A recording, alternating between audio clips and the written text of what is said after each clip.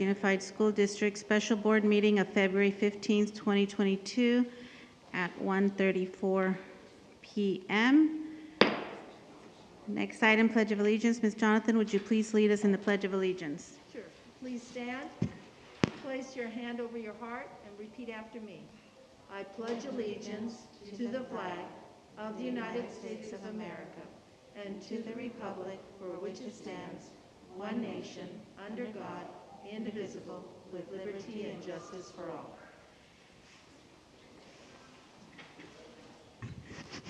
Thank you. Okay. Item 3, roll call. Roll call shows all board members are present. Item number 4, approval of agenda.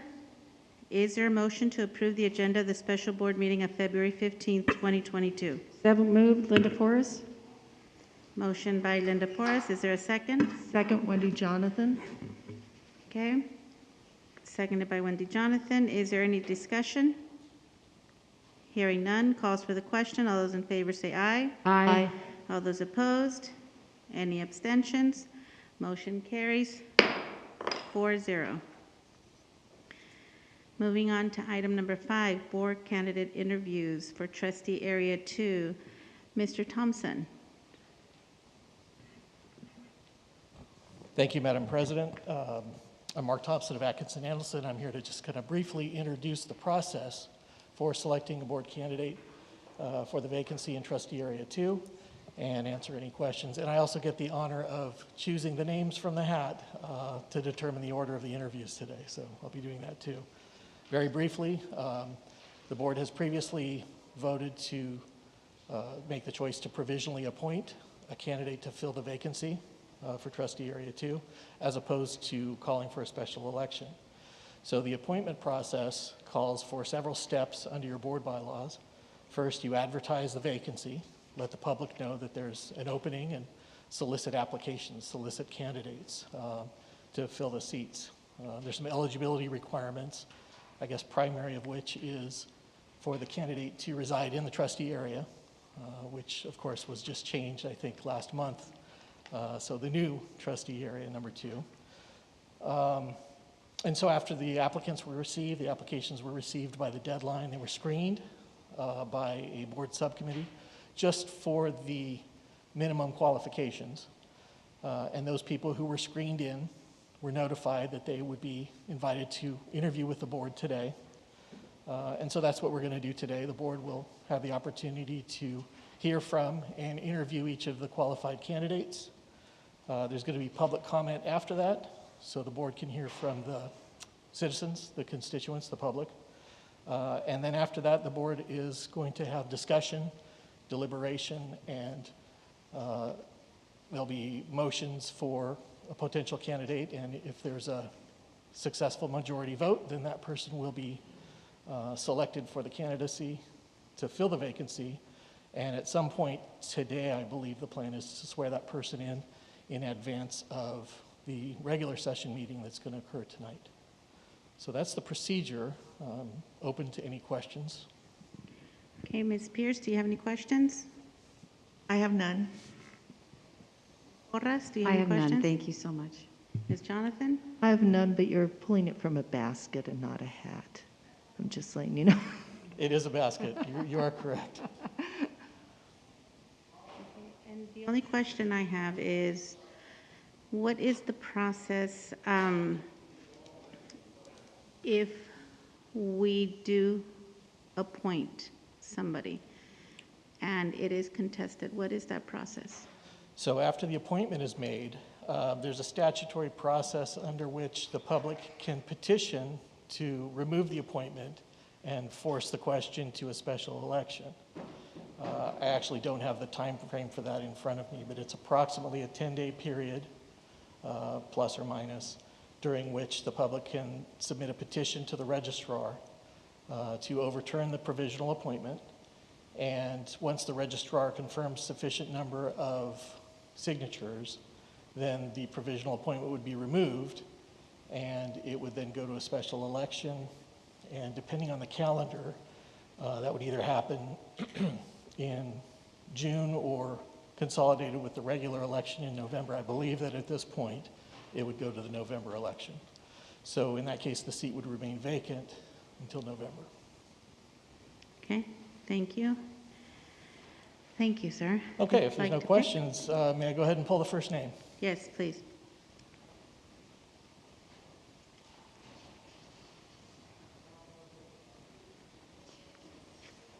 I was given this honor because I don't reside in the area and probably don't know any of the candidates. The first name is Clark McCartney.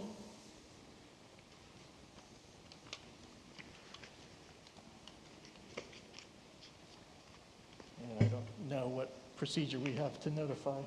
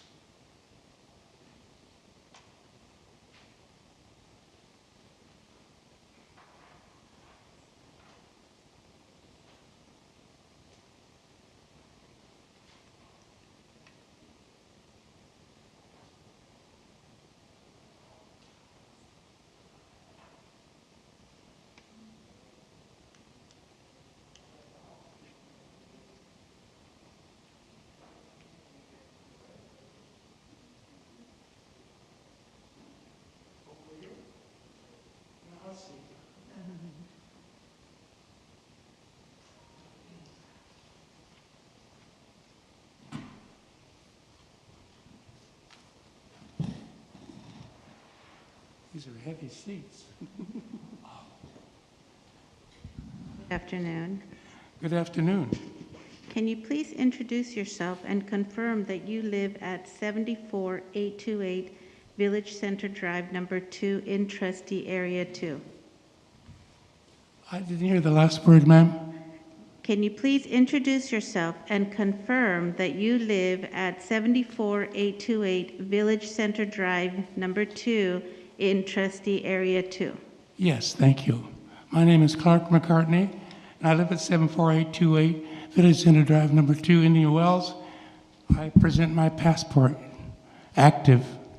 Thank I've you. lived there for over 20 years, ma'am. Thank you. Can you please tell us a little bit about yourself? I'd be glad to.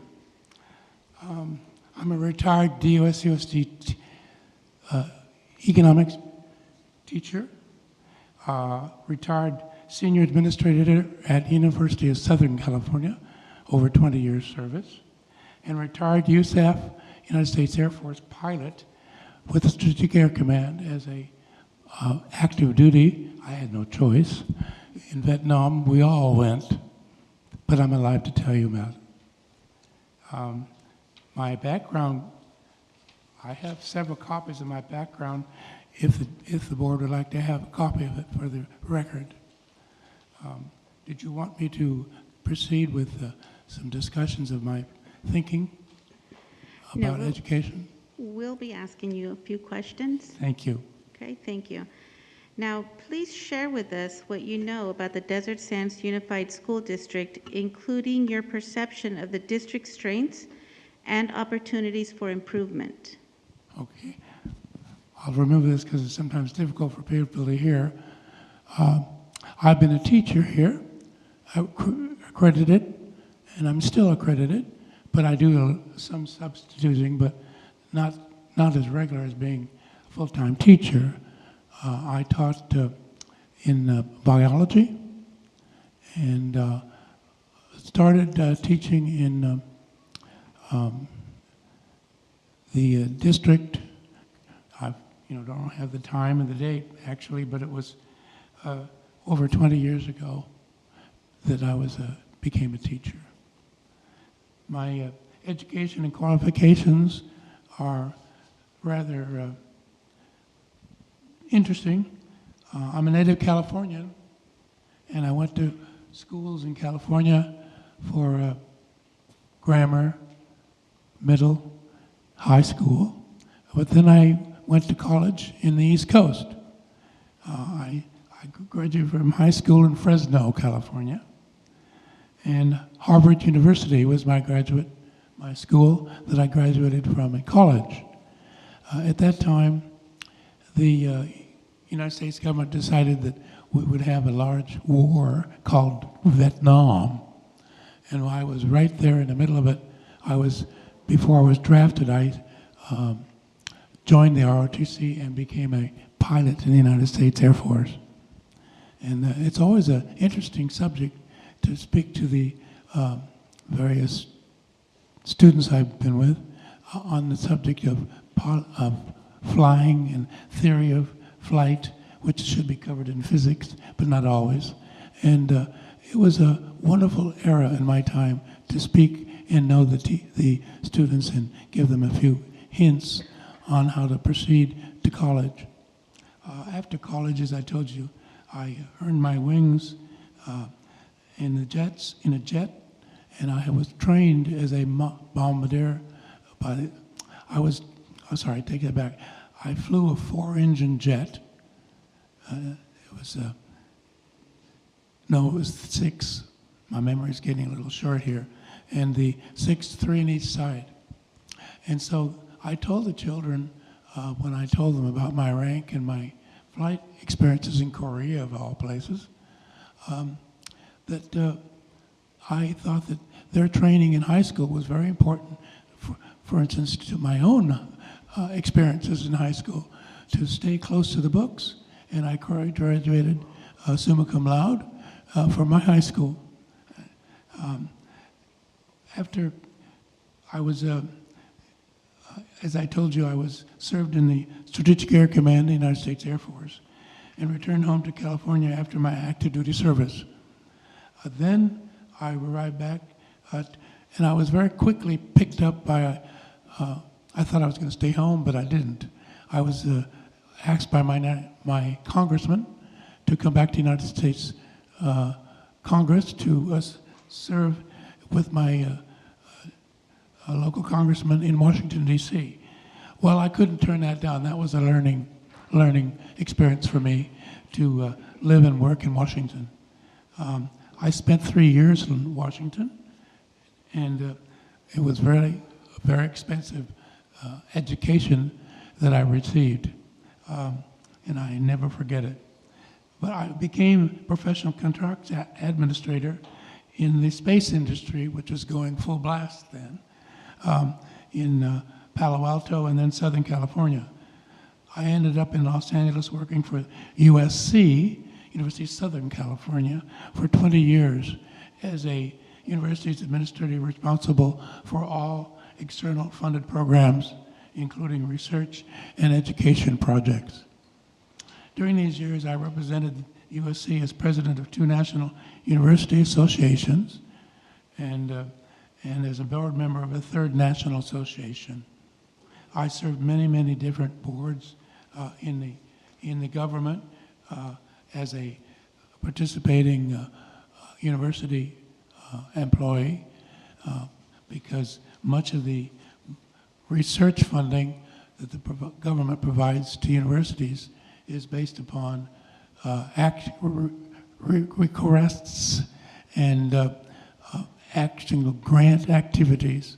So I'm a past president of the National University Research Administrators as well.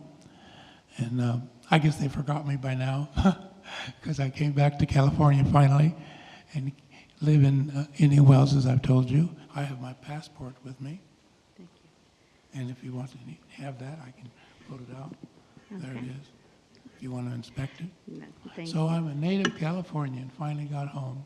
And I've been here ever since I got a nice position with this district and working here. And then till I retired and decided to move around and see a few things in the life with my family and my interests in other parts of the world, which I do. But I have found that working at this district is a wonderful activity. As I'm completely certified by the state of California for being a teacher. My primary major in college, by the way, was economics. However, I did also teach biology and science.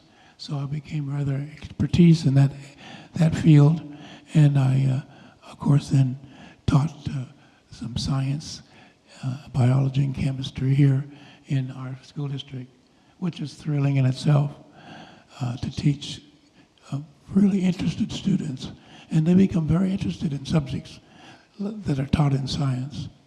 Physics, for one, how airplanes fly. The kids are just fascinated, and I feel it's an honor to be able to be their teacher for some of this information. I hope I haven't extended my time on this subject, but I'm here for any questions you may have in addition. Yes. Trustee Pierce? Yes, welcome, Mr. McCartney. Thank you. Please share with the board why you want to be a member of the Board of Education, as well as your unique qualifications for the role. Thank you. Well, the time has come in my life where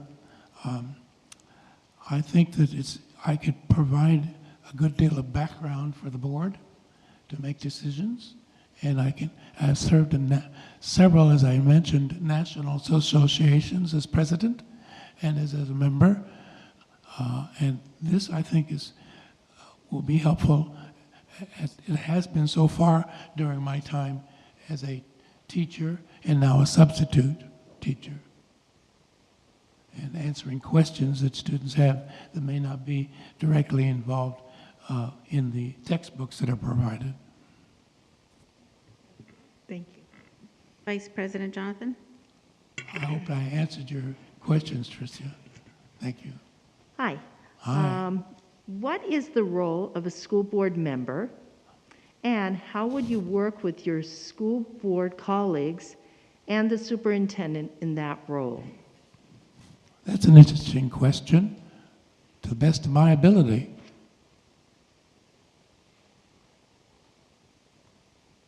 whatever is asked of me, and I could draw upon my background, as I've indicated to you, that may provide a lot of similar questions.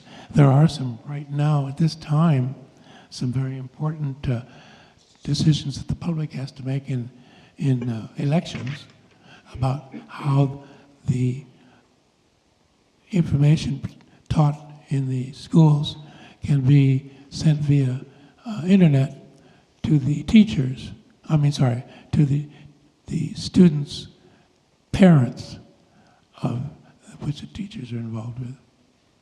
Now that's a very interesting question which is now being evaluated at the many state levels. States are requiring the there's many pending legislations right now on that subject matter of providing the subjects that are taught in the classroom to be provided on the internet. I'm not placing a judgment on that subject, but it's actually in effect in several states now. There's an article in the LA Times as of Sunday. It says that many there are bills in several states stemming from a concern over the teaching of race and sexuality.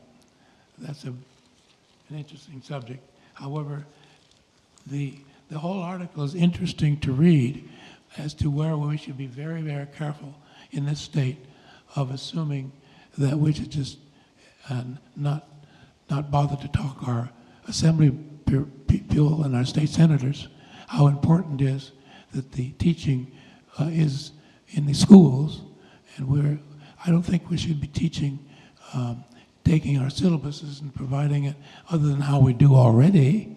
They are on display, the syllabuses, but I think this is an extreme situation that possibly we need to look at it very closely when it's submitted to the California State Assembly and Senate. Thank you. You're welcome. Trustee Porras. How are you? It's good to see you.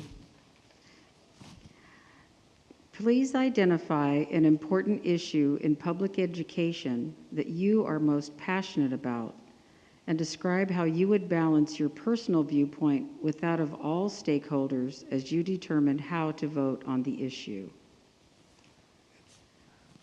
That sort of goes back to our just current discussion on the subject of the current situation with several states, and not yet California, that there's something insinuating that there's some hiding happenings.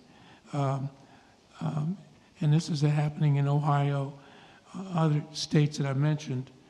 There's an Ohio bill pending now, would affect public, private, and charter schools, as well as colleges in the state's dual enrollment program. So the panel of the teachers recently sat down with the Associated Press, discussed the proposal, and we have to be very careful how we read the proposals that are supposedly going through the Assembly, because it's up to the state educationists and the teachers of the state to provide that information to our state legislators of where we should provide in the subject of what are taught at schools to provide class materials online. That's the bottom line. Thank you. I hope I answered something of this very complex question. It is, yeah. And your last question is, could you support a board decision you did not vote in favor of? Why or why not? Could I support a decision made by the board, you mean? That you did not vote in favor of? Yes, of course. If we operate by diplomacy and our rules, the majority wins. Now, that doesn't mean that I can't continue to support my position in some matter that can be reintroduced, and, we can always change the laws.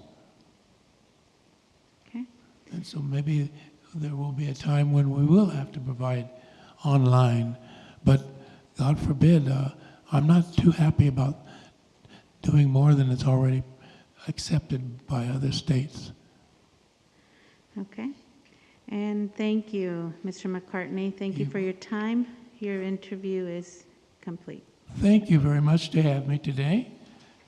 If anybody would like a copy of my little handout here, of my statement of my background, I'd be glad to leave it with you. Shall I leave it with your secretary? Yes. Thank you. Thank you.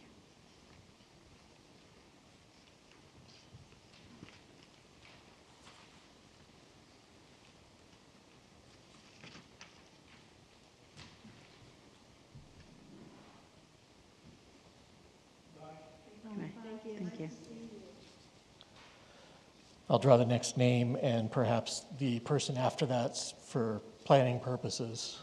So the next name is Jacob Isaac Alvarez. And after that will be Rochelle Sines Van Buskirk.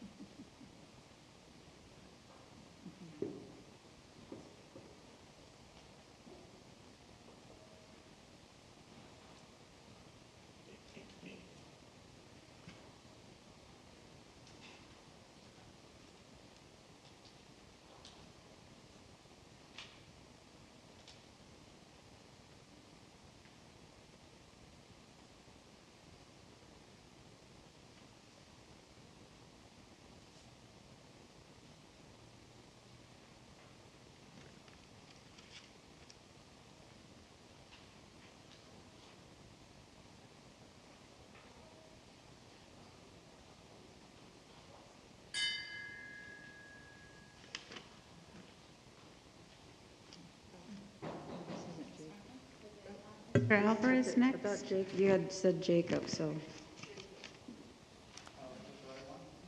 Well, oh, he's not here? it's possible he's not here. Okay, so what's her name? I recommend we go ahead and just take them in the order they sit down at this point. We'll get back on track after that. We'll call Mr. Alvarez third, if that's okay.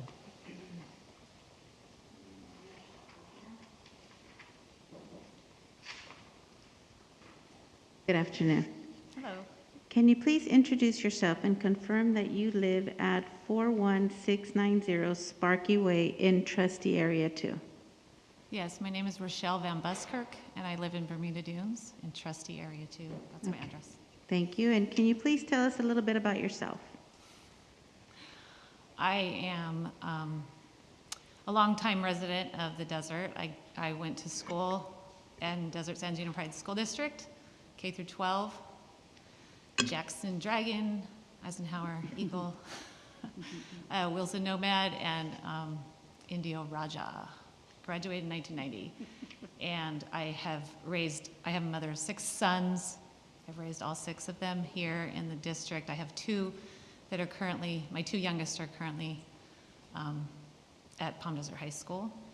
And we have been at Ford, Reagan, and Page, Shadow Hills High School, and Palm Desert. So I'm familiar with the district, and we've been around for a long time.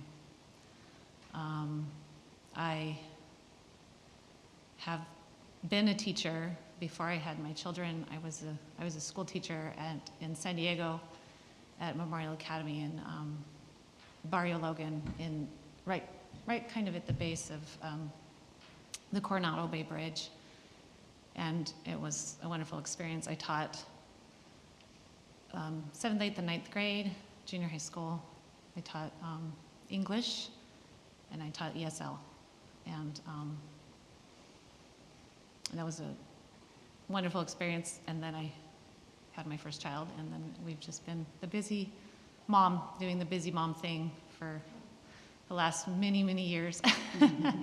And there was one point when I had kids in every school, I mean, every age, from tiny tots, kindergarten, elementary school, middle school, and high school. And my job was to just drive everybody around. And I told my husband, I just want an RV that I can just park out in the parking lot. But that's been the joy of my life. My children are my everything. And I just think that schools are important, and I've just had the best experience with amazing teachers in this district. And I think it's a wonderful district, and I just feel invested in it, and I want to be part of it, and bring the voice of a mom to the school board, because I think parents are key. They're important, and they need to know that their voices are heard and that they're listened to. So that's why I decided to to apply for this. Thank you. Thank you. Now, can you please share with us what you know about the Desert Sands Unified School District, including your perception of the district's strengths and opportunities for improvement? Oh, well, I've already explained that I've been around for a while. But I love this school district because I feel like my children have had great opportunities, especially with the kinds of friends that they have, the different kinds of people that they bring home and that they work with, and that they have the diversity of cultures and religions and ways of thinking. And I really love that. And I've noticed in the schools how there's such a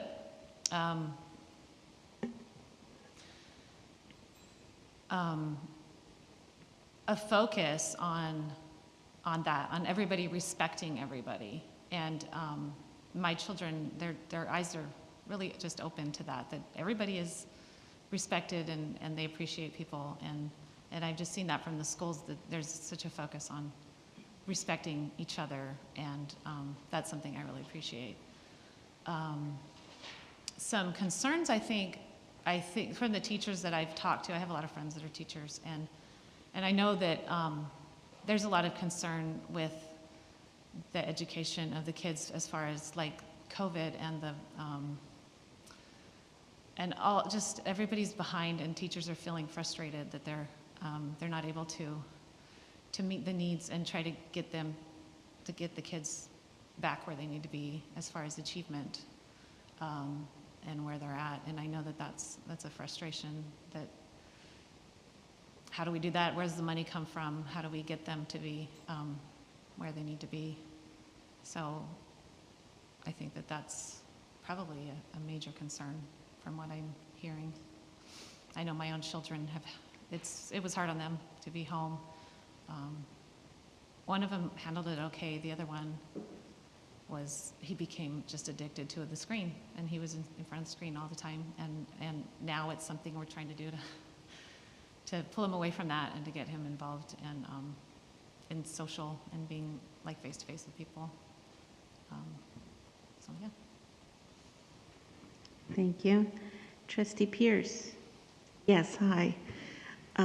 Please share with the board why you want to be a member of the Board of Education, as well as your unique qualifications for that role.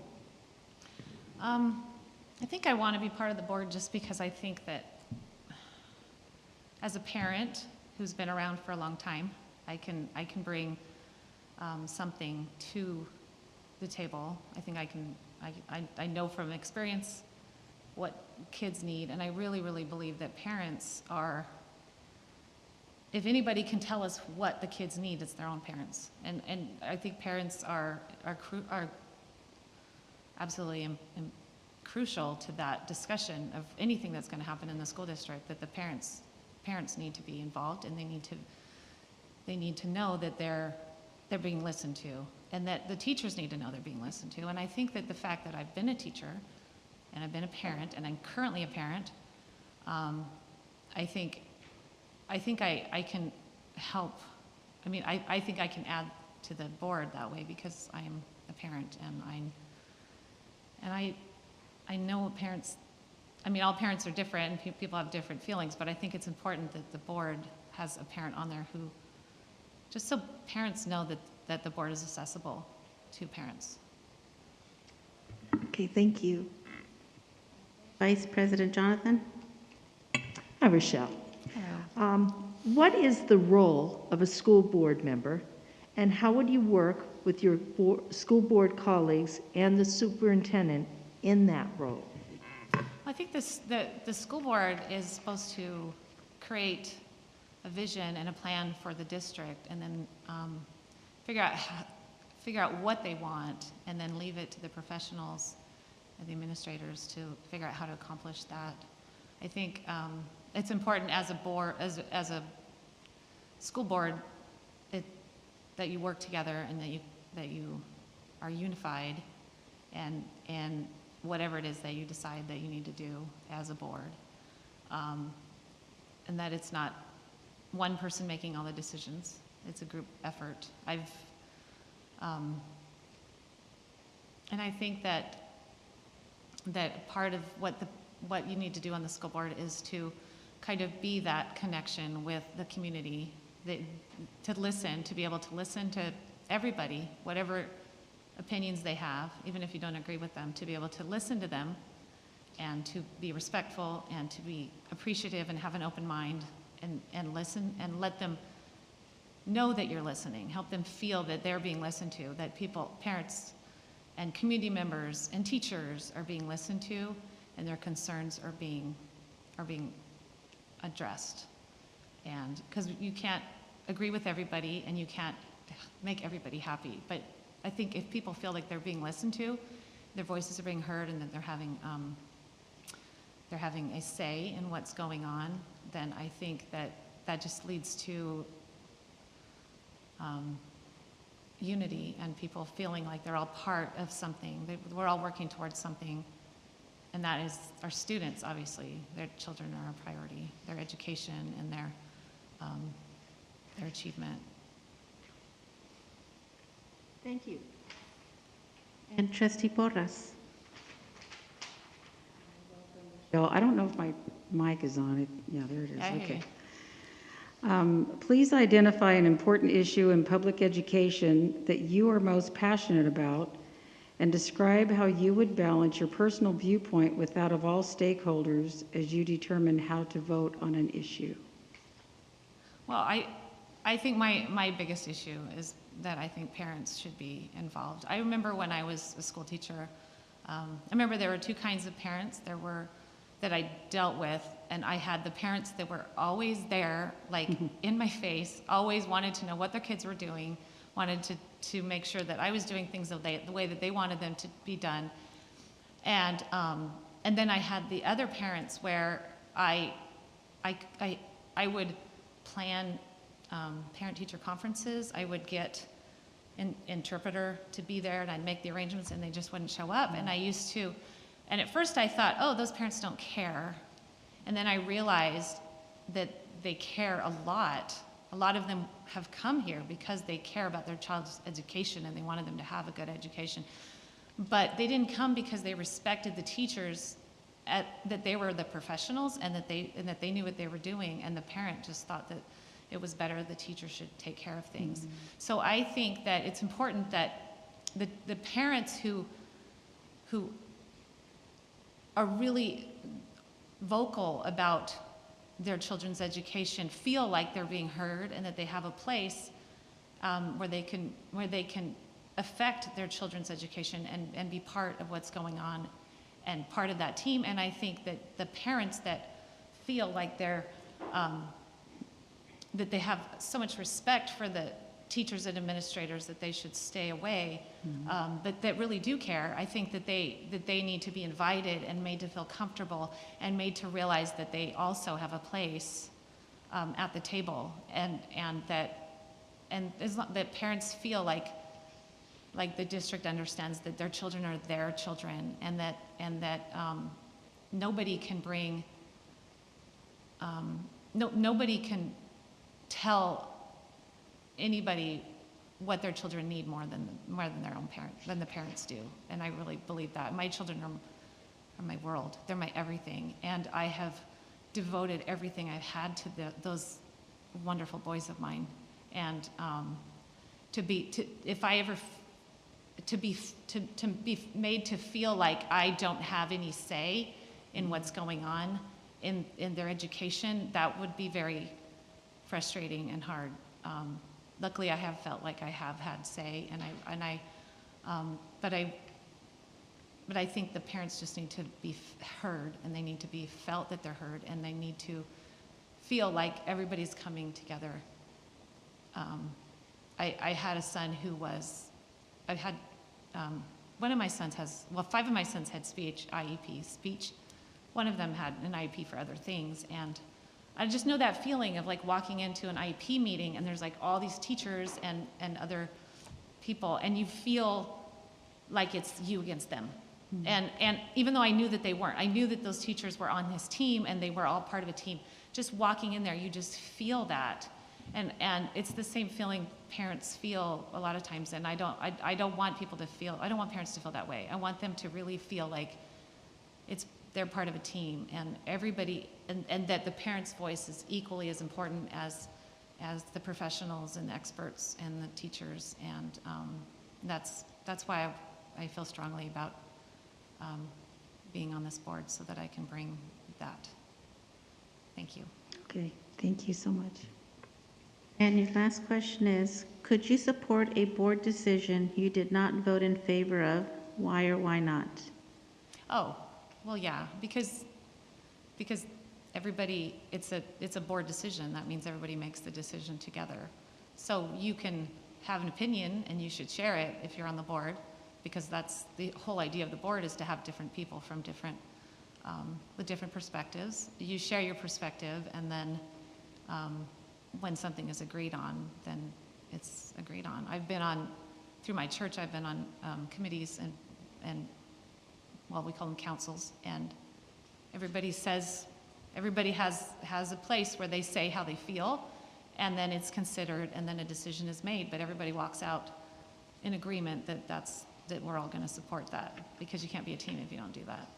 And so I know how to do that, and I think I can do that. Thank you. And thank you. Your interview is now complete. Thank you so much. Thank you.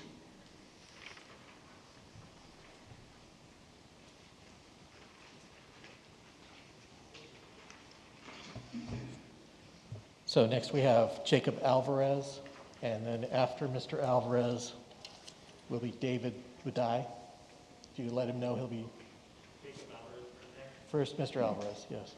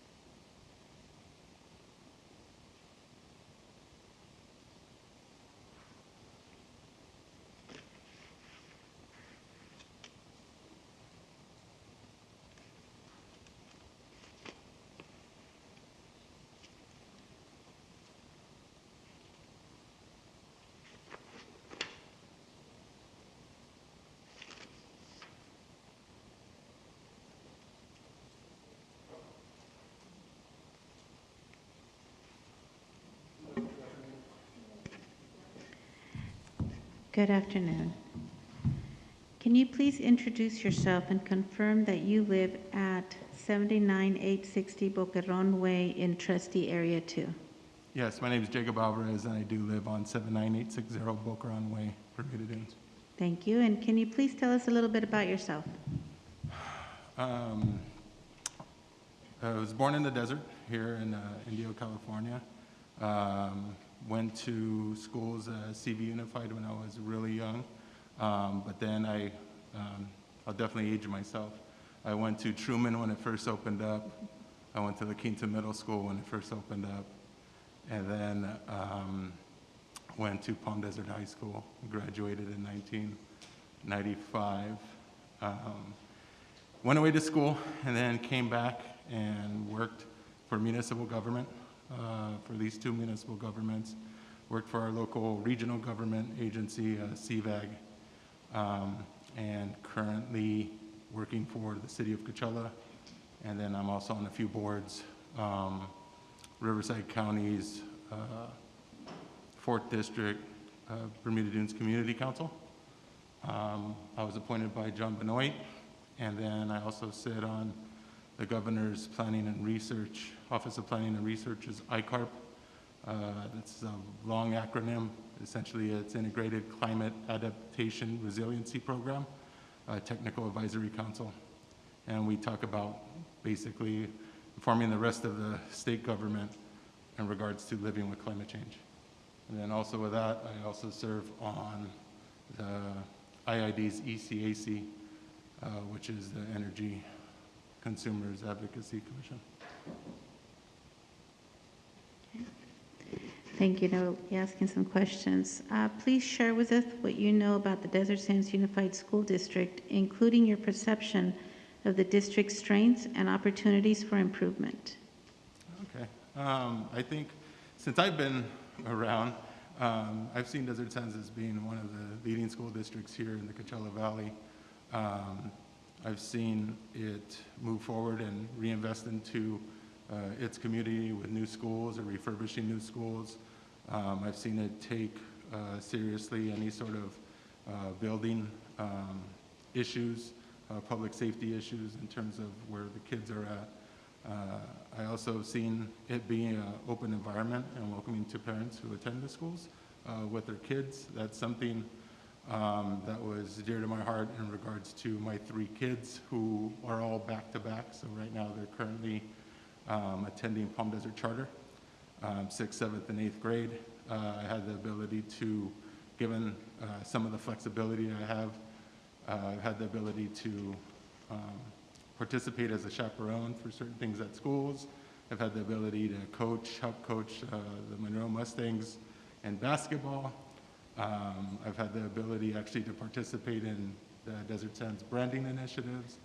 But the one thing I think that stands out the most is how Desert Sands has been fiscally responsible with its funding, being able to, again, renew schools. Like, you know, I have a brother who graduated from CV High School, and he's wondering why CV High is still the same school from when he attended, and my school's already has a whole new, a whole new building, a whole new facility, and stuff like that. But some of the strengths is I see the willingness to change with the times, your willingness to look at things objectively, and pull the information from each other, from staff, to look at what's the best way to move forward, and then what are those repercussions that occur via the parents or the children or staff for that matter.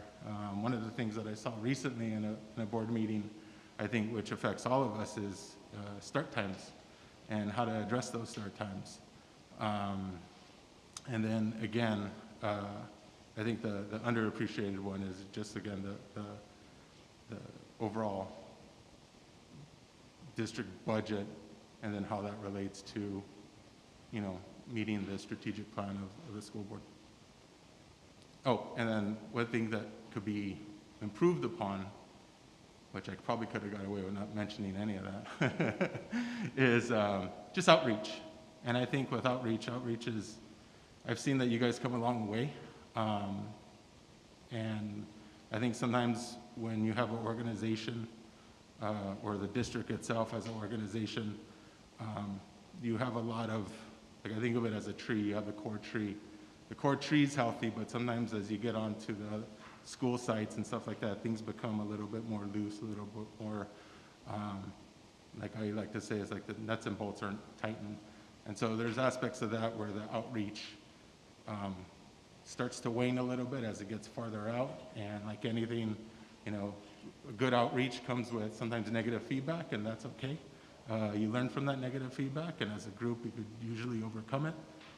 Being a PIO, or actually I was a PIO for the city, you learn that sometimes the negative feedback is actually some of the best feedback, because you're able to go back and fix things and not just reinforce kind of the narrative of what you want to hear is usually the good stuff, which is usually what everyone wants to do. Thank you. Trustee Pierce. Hi, Jacob. Please share with the board why you want to be a member of the Board of Education, as well as your unique qualifications for the role. I was interested primarily because I've been a part of this school district for quite a long time. I'm sure I have previous colleagues or previous classmates that are working in certain schools now and stuff like that. But I think more importantly is that I have kids that are in the school right now, and I have vested interest in seeing that the school district does well moving forward and carrying that torch that has been done well so far. When Trustee Don Griffith was on, I had a few concerns, but every time I would check in on a board meeting, I saw that he was representing us well, so I had truly no concern. But I'm sure, like many of you, as you saw him decide to resign, and thank God it's for good reasons, right? Because a lot of times in government or in school districts, when someone resigns, it's not always the best thing.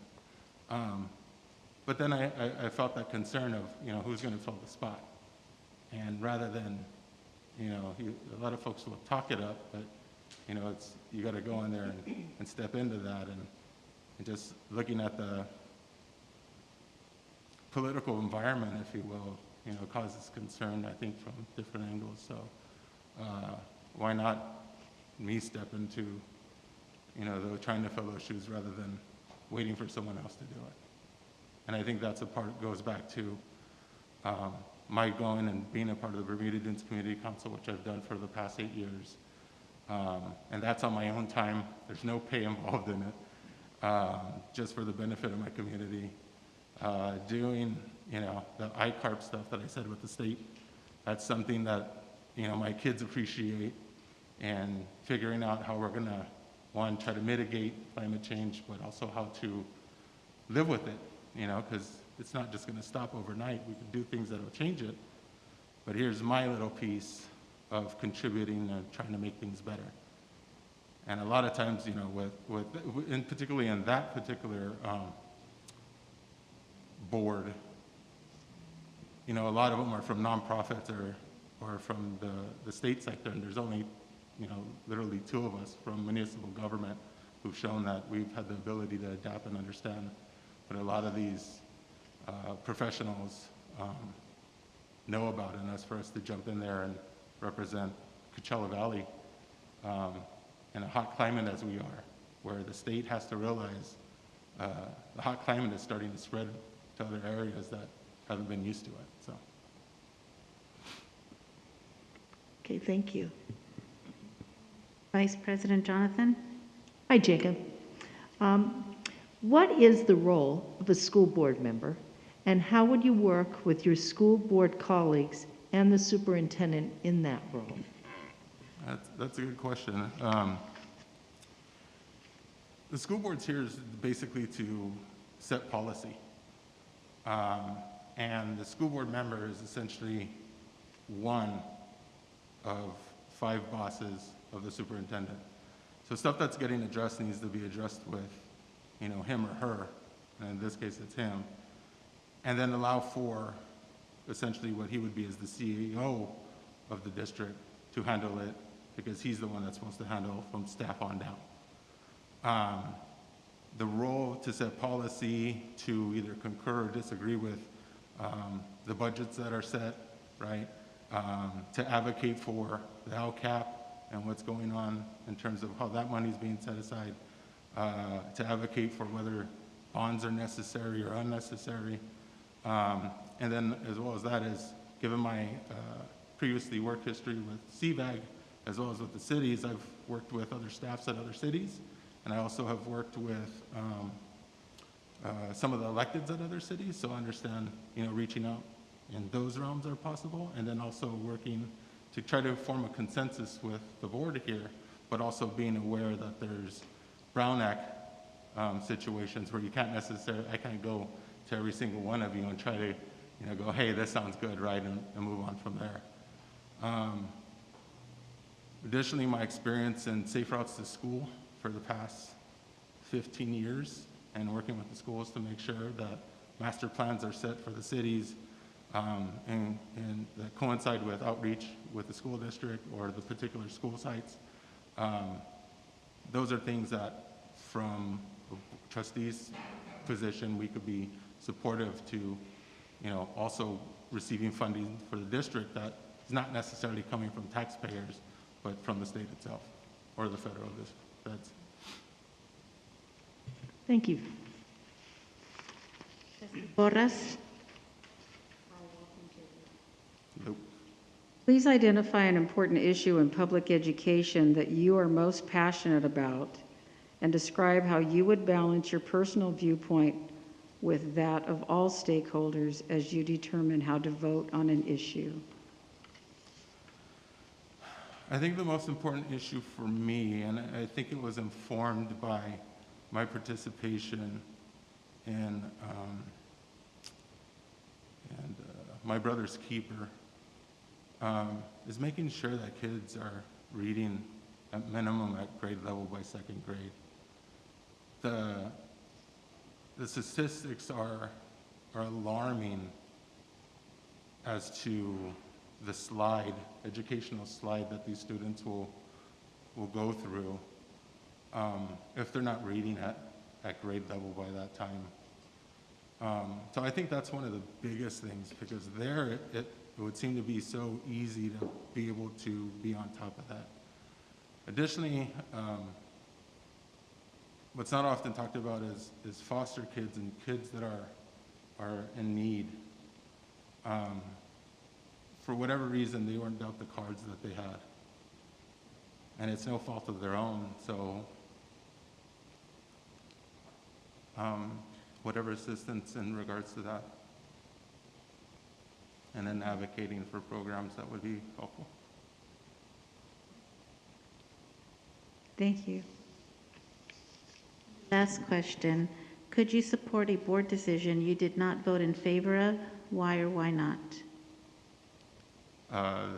That coming from a staff person, that's easy. Like, yes, right. There's many a times I think that even from a staff's perspective, you think you have a handle of a subject, and sometimes you're taught otherwise.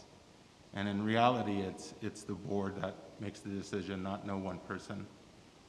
And I think the fortunate thing, especially for the district, is that the school district has all these, all the trustees and trustee areas. And so it's not really about competition of a minimal amount of seats. There's one seat per district. And so I find that when that's the case, the board will work together more, because there's not that personal interest at the end of the line. It's more about, getting things done. And there's times that you just may not agree. And that, so be it. Like, no feelings, not hurt, right? Okay. Thank you. Your interview is complete. Thank you. Thank you.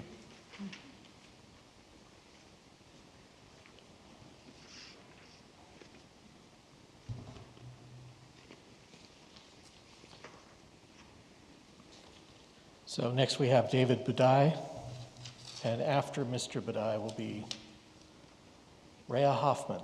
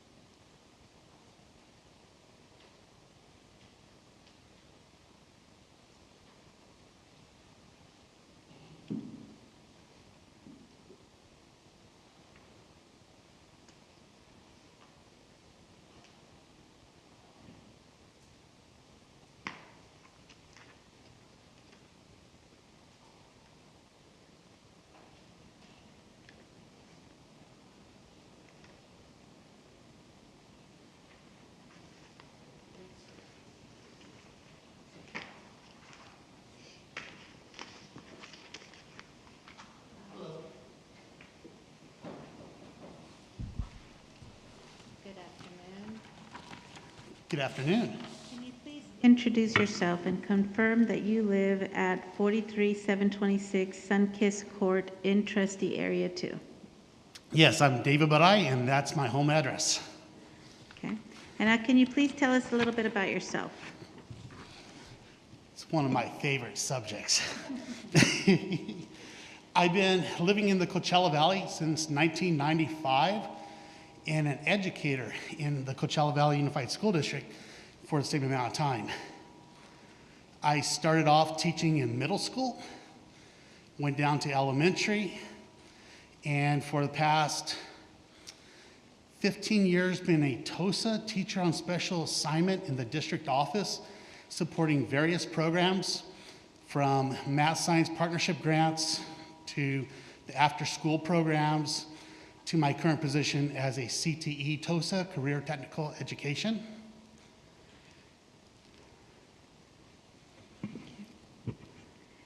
Now, please share with us what you know about the Desert Sands Unified School District, including your perception of the district's strengths and opportunities for improvement.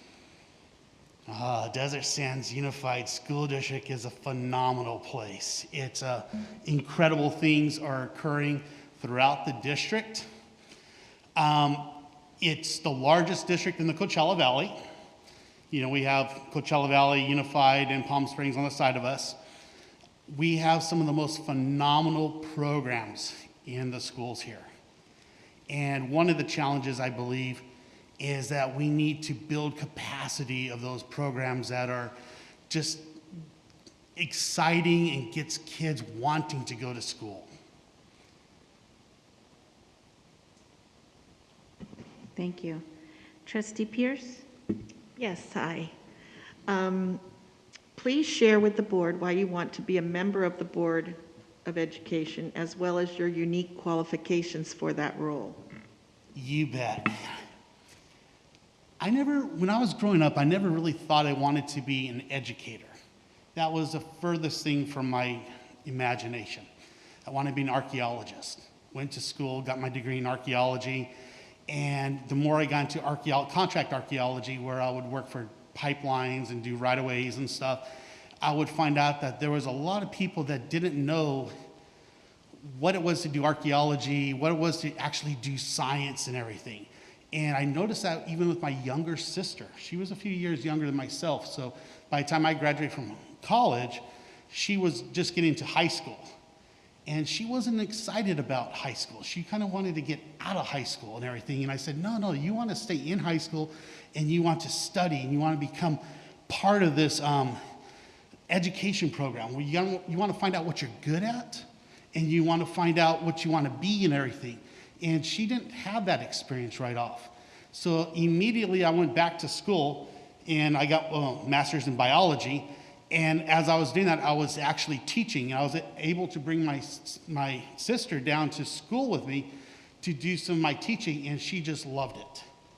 And I thought, maybe I passed up an opportunity. I never considered being an educator before. So right after I got my master's degree, I went and I became a teacher in Coachella Valley Unified School District with an emergency credential. It's an emergency credential because I didn't know, do I want to spend 3 years getting a credential, going through all the classwork and stuff? This is a lot of hard work.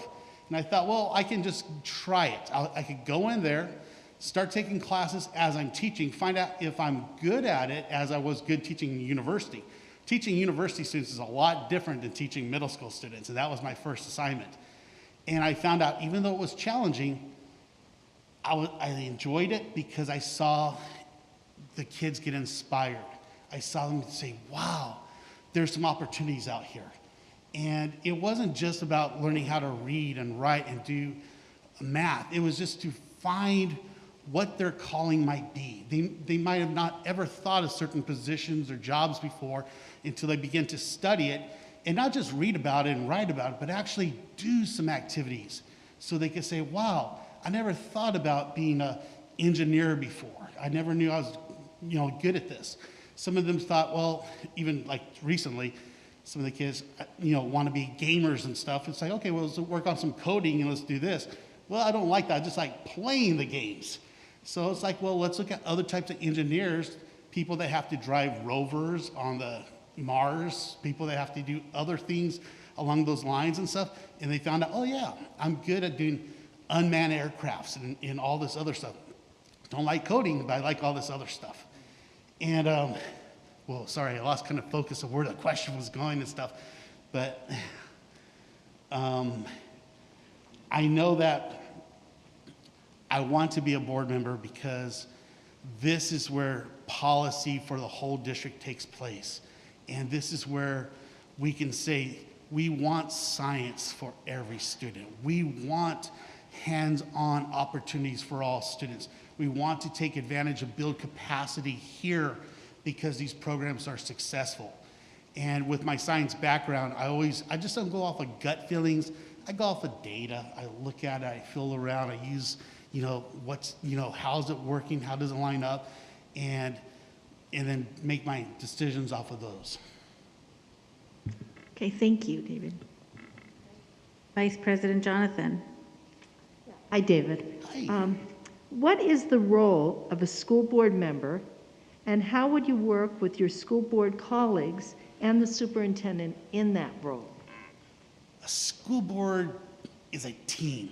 We work together to come up with the best policy for all students and staff in the district. We're looking not just for only the health and safety, but we are given the gift of watching someone's precious child go from TK or preschool all the way through graduation. And that's a huge responsibility because some of the jobs our students that are entering kindergarten this year don't exist yet. And we have to think about all those skills that they're going to need. So we really have to put our strengths together and say, okay, this is where we can build a strong community. Thank you. And Trustee Porras. Hi. Please identify an important issue in public education that you are most passionate about and describe how you would balance your personal viewpoint with that with all stakeholders as you determine how to vote on the issue. Oh, that's a great question. Right now, I'm a CTE TOSA for Coachella Valley Unified School District. And that's where students, as you know, in high school, they have academies where they get certifications and they have internships. They learn about different jobs and different opportunities. However, because of scheduling and stuff, students that are in the AVID program are sometimes not able to be part of the CTE programs. And those students are missing out on certain opportunities. And we wouldn't want any students in middle school to say, well, do I choose AVID? Because we do want any students that want to go to university or college to have that opportunity and the skills necessary for it. But we also would love them to have an opportunity to explore different things, where their talents, where their strengths are and everything. So I don't want them to choose between AVID or CTE. There has to be a way that we can blend this. And, getting out of this horrible pandemic and everything, it did open up some opportunities for us. Zoom, Google Meets, different things where we can bring more students into programs instead of having to bus them from one high school to another high school, or with the dual enrollment programs with COD or some of the other local places. We can find ways to give students these opportunities so they're not having to choose between band, AVID, or CTE. They can say, I want to play the trombone, I want to become a teacher, and I want to take AVID classes. Thank you. Last question. Could you support a board decision you did not vote in favor of? Why or why not? Yes, we are a team, and I know that we are going to have discussions about different policies. We're not here flipping coins or whatever, but when a decision is made, it's not only the board, it's the site leadership, the district leadership, and all the teachers on board for the common goal of the success for our students, health and safety of the staff and students. So I have no issues whatsoever saying this, there's intelligence behind the decision, and we're going forward with it. And thank you. Your interview is complete. Thank you. Thank you.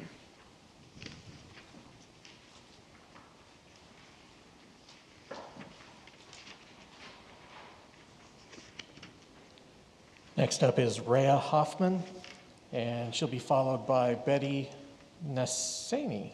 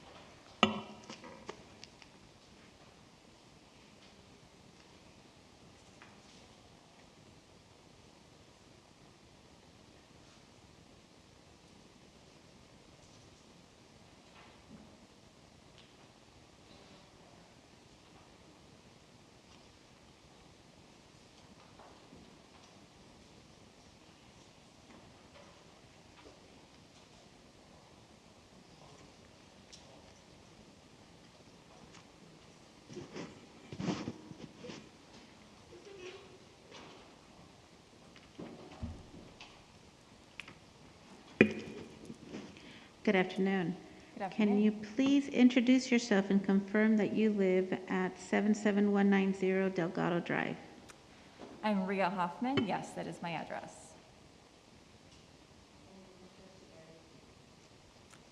I'm sorry, and it's in trustee area too? Yes. Okay. Can you please tell us a little bit about yourself? I have a daughter. She is 10. She attends Gerald Ford School.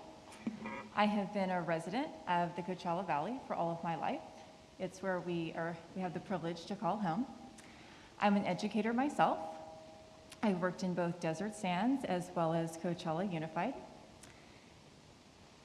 I also have had the privilege to establish a nonprofit recently where we have helped vaccinate over 80,000 people, both locally as well as globally. Thank you. Now, can you please share with us what you know about the Desert Sands Unified School District, including your perception of the district's strengths and opportunities for improvement? So I know Desert Sands personally because I also went to school in this district. It has wonderful qualities to it. They really take in what is needed from the students. They honor the perspective of the parents, and they try to take that together and make the plan that is needed and incorporate that. There are wonderful teachers here, which is really, I believe, the heart and soul. I'm an educator myself, and we know that that is what the children witness firsthand and what guides them through their days.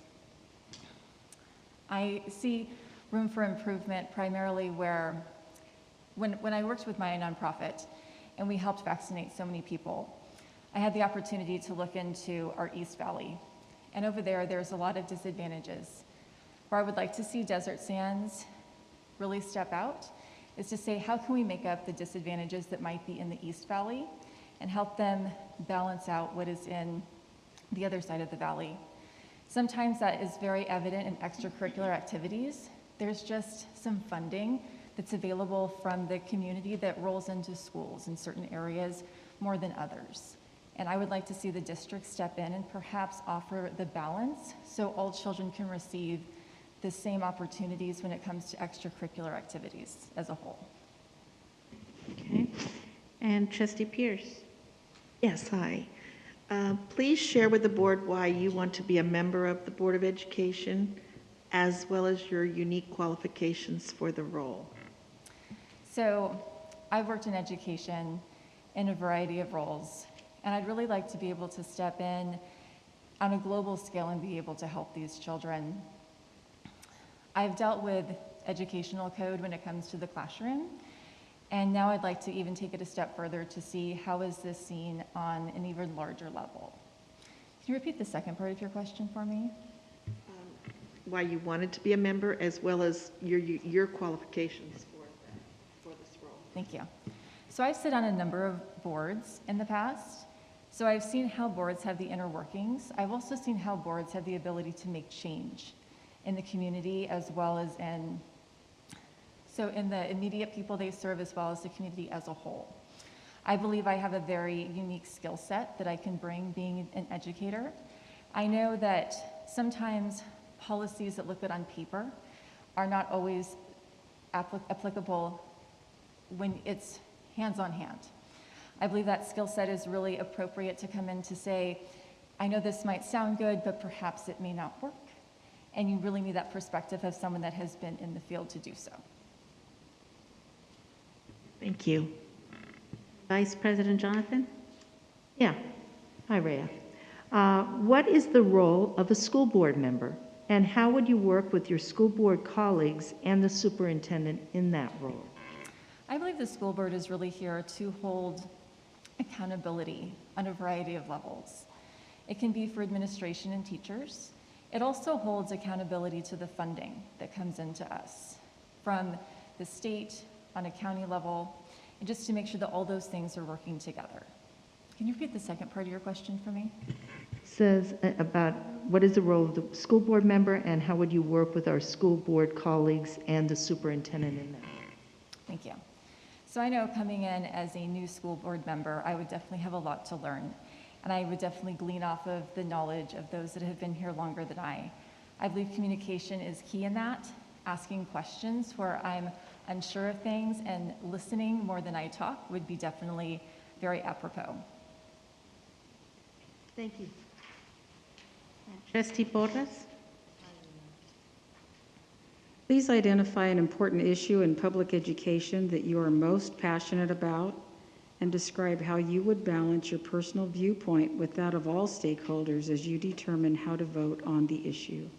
So what I see really being needed in education right now is to support the mental health of children on a daily basis. In the classroom, you see the needs of children.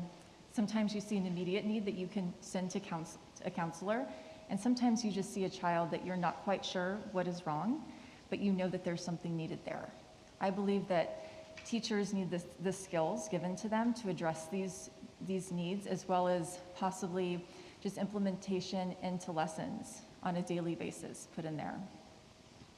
How I'd like to see that implemented is just given additional training to teachers to identify need, but also how can they just offer this on a daily level to give children support. It might be as simple as, sometimes you pull a child aside and you see what their need is, but can a lesson be offered to the class as a whole to provide the emotional support given? Right now is a critical time where we see so many children that just are falling apart emotionally, right? But they need the skill set to be able to build themselves back up. And really they need the skill set ideally before it's even necessary. And that's what we need to give them. Thank you. Mm-hmm. The last question is, could you support a board decision you did not vote in favor of? Why or why not? That's a good question. I believe when you sit on a board, you do sit as one. There may be 5 people there, but you are united as one. You make those decisions together.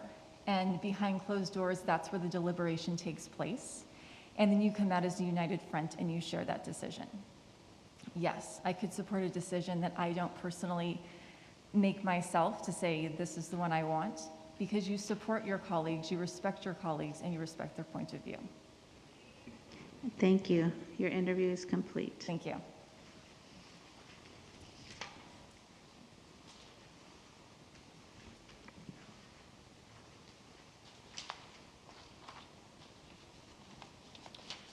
The next candidate is Betty Nassani, and she'll be followed by Catherine Silvera.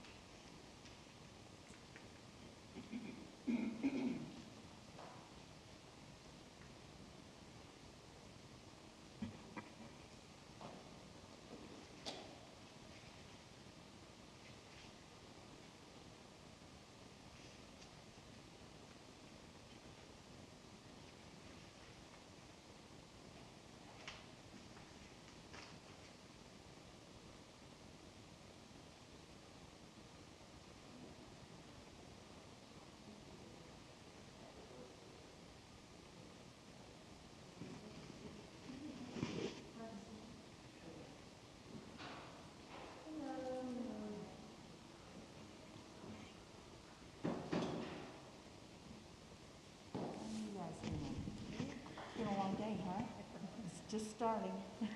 Good afternoon. Can you please introduce yourself and confirm that you live at 44984 St. Helena Court in Trustee Area 2? Yes. And my name is Betty Calloway Nassani. Thank you. And can you please tell us a little bit about yourself?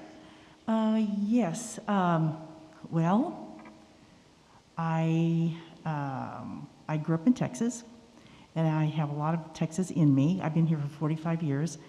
I have been a businesswoman for almost 40 years, and I have 7 kids, 13 grandkids. All my kids went to public school, not here in this district, but they've been to public school, so I'm very familiar with public schools. My grandchildren, I'm sure a lot of them are currently going to public schools in different areas, and they will continue in public school. I have a lot of affinity for public schools. As a matter of fact, one of the first jobs I had after I got my Bachelor of Science in Nutrition was I worked for a school district in Orange County. I was the head of the food service department there, and so that was my first interaction with schools. But since then, I was a regional sales manager and a national sales manager for many companies, some as far as here locally, Vandy Camps, Frozen Foods, and out of Boston, HP Hood. So I did that, and then I got into real estate. So I've been selling real estate for about 30 years. Thank you. Can you please share with us what you know about the Desert Sands Unified School District, including your perception of the district's strengths and opportunities for improvement? Sure. I've been to a couple of the meetings and listened to what's going on, and I'm really impressed with how you guys handled the COVID thing. You know, how you had to kind of lock down, and you also probably had shortages, and you were able to manage that very well. I watched what's happening, I read about it, and I think that was a real good way to come together and make it happen in such a difficult type of a situation. So it looks like the district is doing well as far as manning what you've got as far as teachers, that kind of thing, and administration. So I think that's what you're doing well. Thank you. Trustee Pierce? Yes, hi, Hi. Betty. Please share with the board why you want to be a member of the Board of Education, as well as your unique qualifications for the role. Well, why I want to be, I'm real passionate about children, and obviously having children, so many children, then grandchildren, I'm all about making sure that kids are have all they need to grow up and have the right education to put them into the world with the right kind of information that they need. And I think schools are an integral part of this. And when you do that, you got to pull in what's going on with parents, what's going on with teachers and staff. And so you need to have a cooperation of all these involved.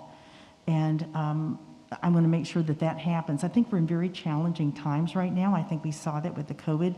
I think there's more challenging times probably coming up. And it's good, we need to be strategic in those things. So that's why I want to be involved with this. I've got a heart for kids and making sure that they have a leg up when they get out into the world. And I'm going to be a part of that. And how does that happen, and what's the best way to do that? Now, having been in business for a while, one of the things I learned was how to be strategic. You need to look ahead, what's possibly coming, and then how do you prepare for that? And I think that's what the school board does. You need to be strategic, not only react to what's going on right now, but what's coming down the line and be prepared for that. And I think that I've been able to do that pretty well in my business life.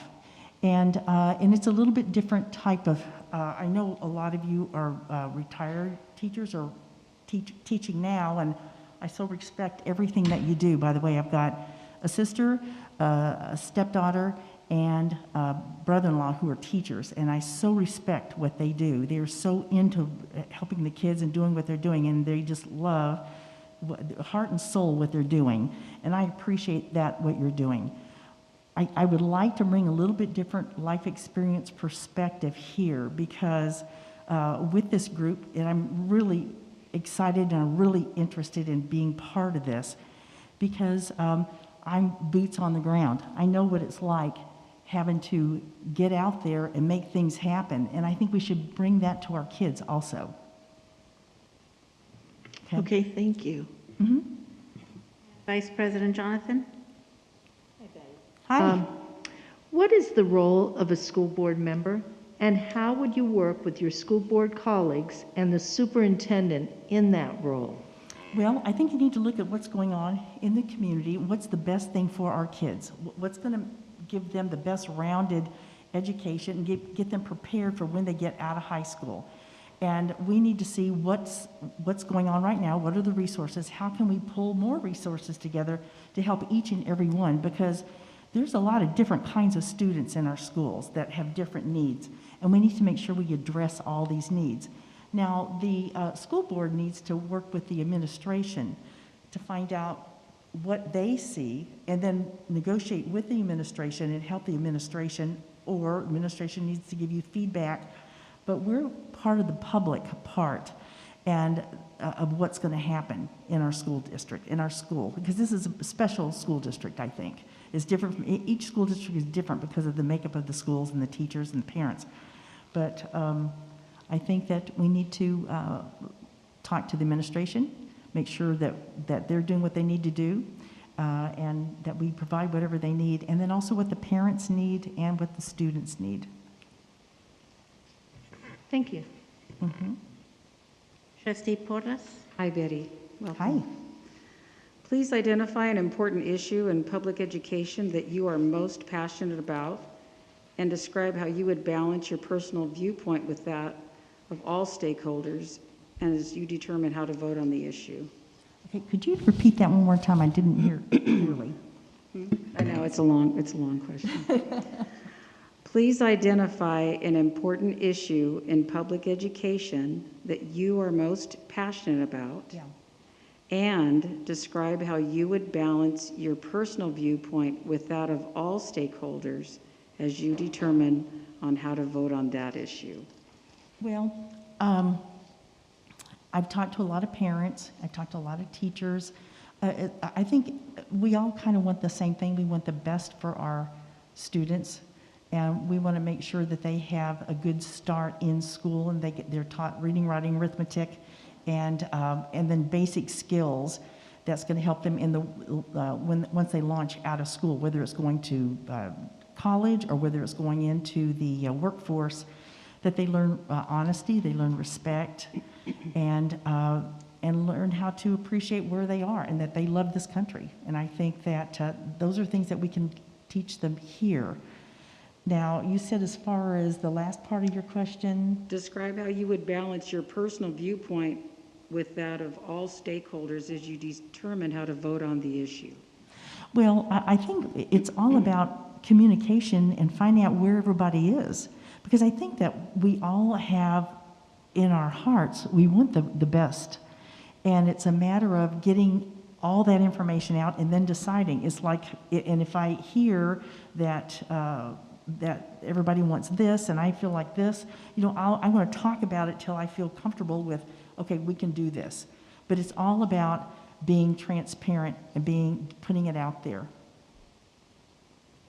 Okay, thank you. The last question is, could you support a board decision you did not vote in favor of? Why or why not? Well, being on the board, and there's 4 others on the board, and like I said, we all have experiences, past experiences, and have certain knowledge that we bring to the table. And I'm open to listening to other viewpoints. And I can be convinced on somebody else's viewpoint, and if it's not exactly what I think, I'll talk about what I want until we come to an agreement. But we have to agree on things to move things forward. You can't be divided and make it happen. It has to be some transparency. We have to let each of us, our thoughts be known and why we feel that way. And I think there's always a way to come around to things, you know? Thank you. And your interview is complete now. Okay. Thank you. Okay, thanks.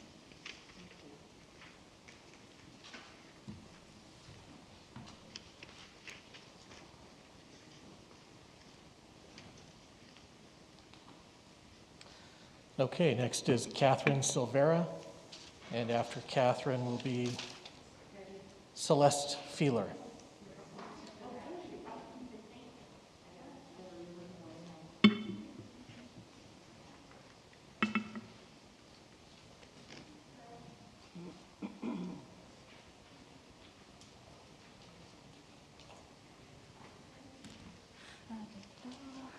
Hello. Good afternoon. Can you please introduce yourself and confirm that you live at 76819 New York Avenue in Trustee Area 2? Yes, good afternoon. My name is Catherine Silvera, and yes, that is my address at 76819 New York Avenue in Palm Desert, 92211. A little bit about me. I am a parent of 2 children in the district. My husband, Dr. Michael Silvera, teaches at College of the Desert.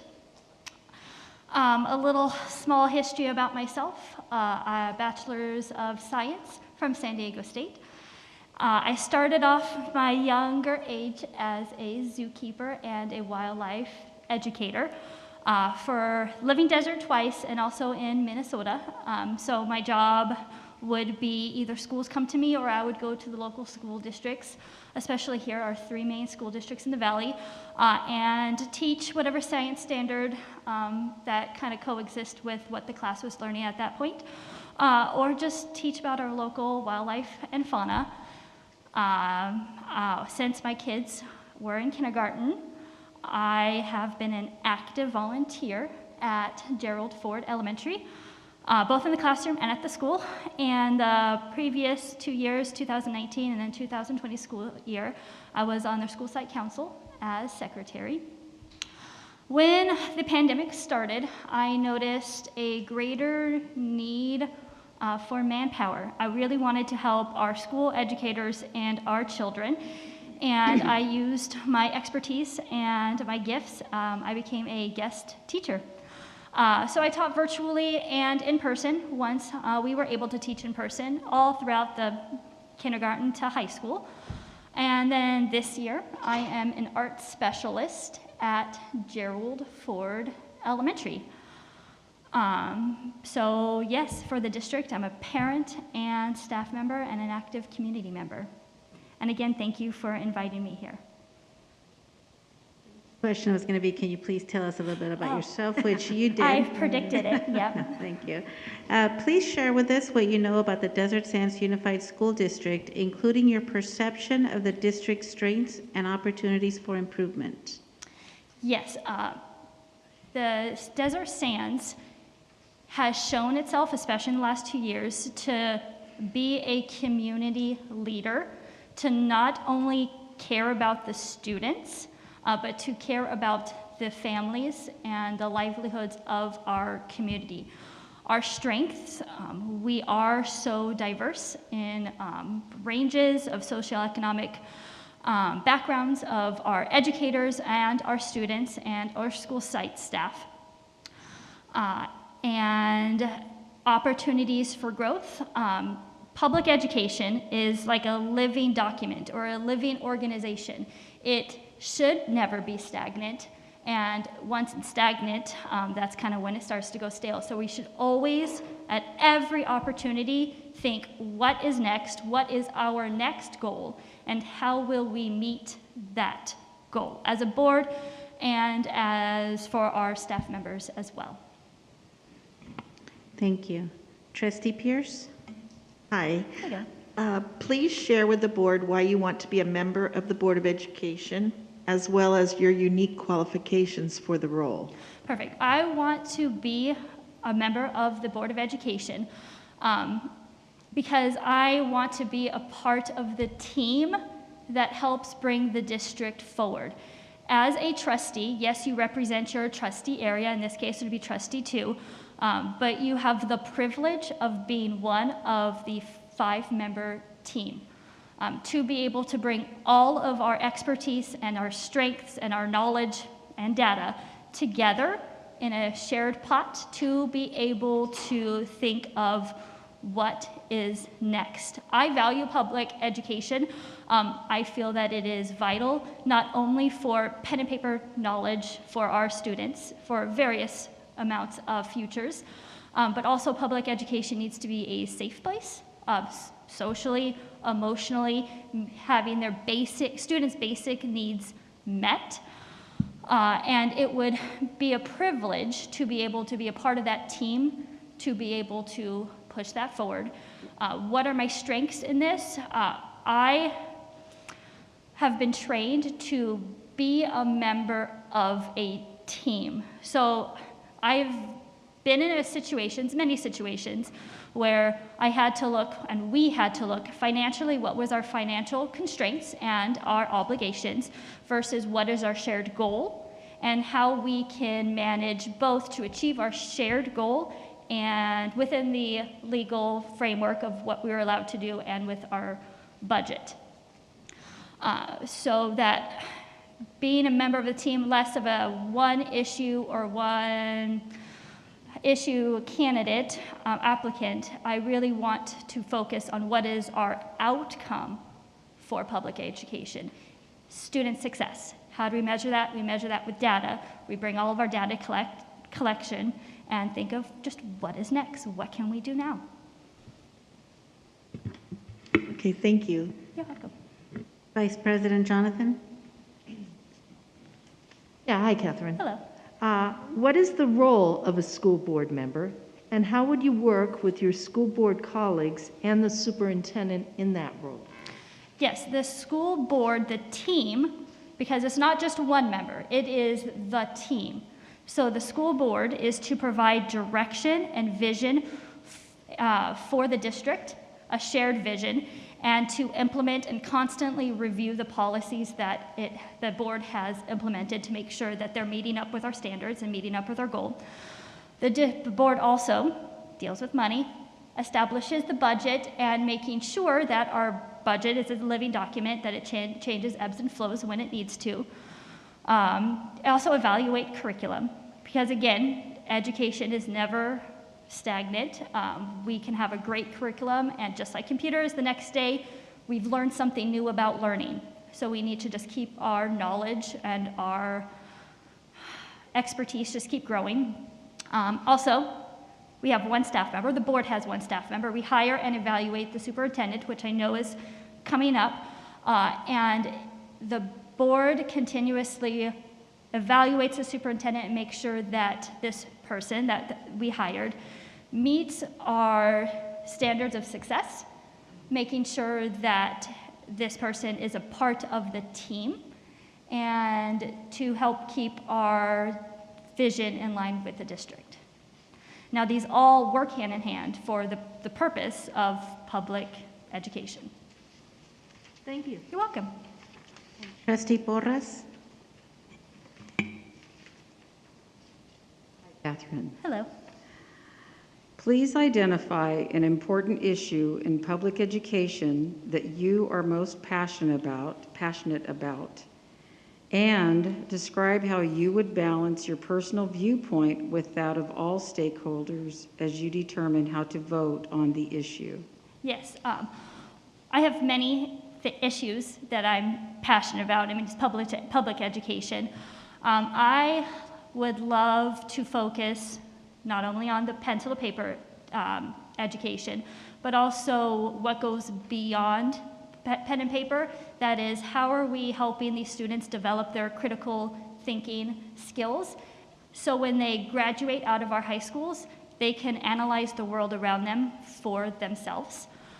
How as trustees, how as a board, we can help our schools remain safe physically and addressing all of the mental health needs.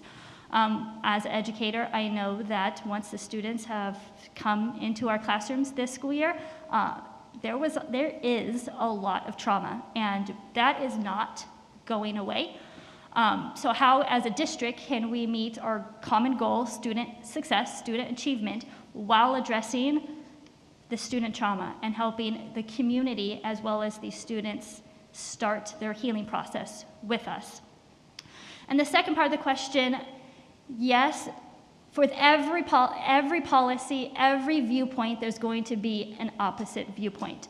But that is a great thing about a board. There's 5 of us. That means there's going to be 5 individual opinions. And so we can collaborate and pick the information, collect the data, and use all viewpoints present from us, as well as the parents, as well as the staff members, as well as the teachers, collect the data and really look at how can we all address this goal that we have. Are we looking at mental health needs and how we can all address it and how's the data work to our benefit to help our students? So yes, thank you. Okay, thank you. Last question. Could you support a board decision you did not vote in favor of? Why or why not? Yes, board decisions, although from when we visit the boardroom, it seems very stale. I know that there's a whole bunch of data behind these board information and policy decisions. If there was a policy that when I looked at the data and I had a different vision, a different way to meet the common goal, once we have made a decision, it is my goal to implement that policy, or the superintendent's goal, but it's my goal to stand behind that policy and then think, what is next? How can we improve on this next year, following years, to help meet the goal? Again, there is no I in board, so it is we as a team, we all look at the data to help create these policies, and then our superintendent should be able to implement them the way that we had visioned. And thank you. That was the last question. Your interview is complete. Oh, thank you. Thank you. Wait.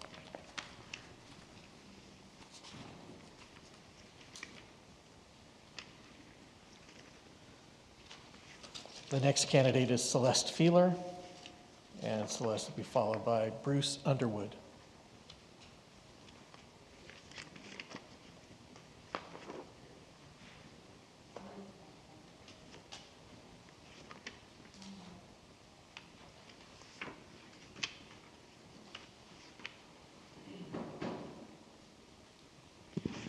Good afternoon. Good afternoon. Can you please introduce yourself and confirm that you live at 43573 Frisia Place in Trustee Area 2? Yes, my name is Celeste Fielder, and yes, that is my address. Okay. Can you please tell us a little bit about yourself? Well, I am a mom to 5. We are a blended family, so I have 2 college students and 3 Desert Sands students, 2 in high school, 1 in middle school. And then I also foster, so I have a 1.5-year-old. And I am very active in the community when it comes to my children's education and being a part of, their schools or sports activities, and just volunteer a lot. Thank you. Please share with us what you know about Desert Sands Unified School District, including your perception of the district's strengths and opportunities for improvement. I know a lot about Desert Sands. I had 5 children attend Desert Sands and currently have 3, like I mentioned. And I truly like this district. I think we are very lucky to have a really strong community. I think that experiencing other districts or even seeing other districts, I think that we are truly lucky to have a small district, but yet big at the same time, and have a lot of great students come through this district. Things that we can improve on is being that bridge to the community, having real community input and it being taken seriously. I believe that the past 2 years has proven that we need that, and we need that bridge, and having, you know, a board member be a part of the community. And we've seen kids actually leave the district, and I think it's important that we bring up those numbers in enrollment, and by doing that is showing community members that the board and the district does work with the community, and I think that will help with enrollment, and you know, just focusing on both the community and the district working together. Thank you. Trustee Pierce? Yes, hi Celeste. Hi. Please share with the board why you want to be a member of the Board of Education, as well as your unique qualifications for the role. Well, I applied for this because I was so active in the district. But instead of not wanting to anymore, I figured why not go on to the board and help change the board and give that perspective of the community, like I mentioned. Can you say the second part of your question, please? I'm sorry. Yes, it was why you want to be a member, but then as well as your unique qualifications for the role. I think that my unique qualifications for the role would be that having somebody that you've seen outside of the district holding a sign for 2 years would be a great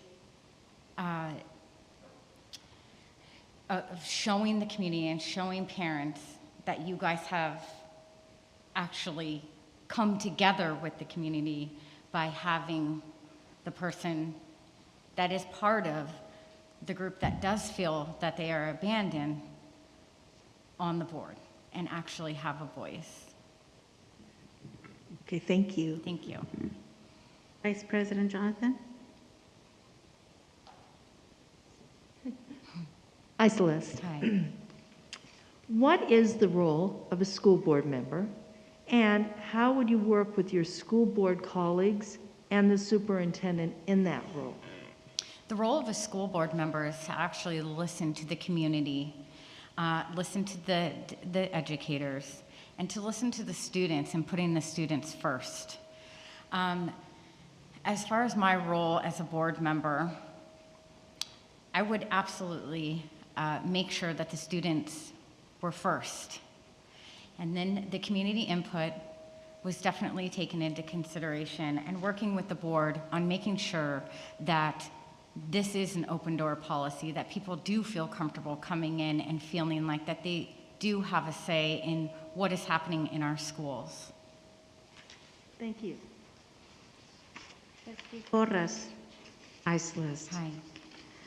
Please identify an important issue in public education that you are most passionate about, and describe how you would balance your personal viewpoint with that of all stakeholders as you determine how to vote on the issue.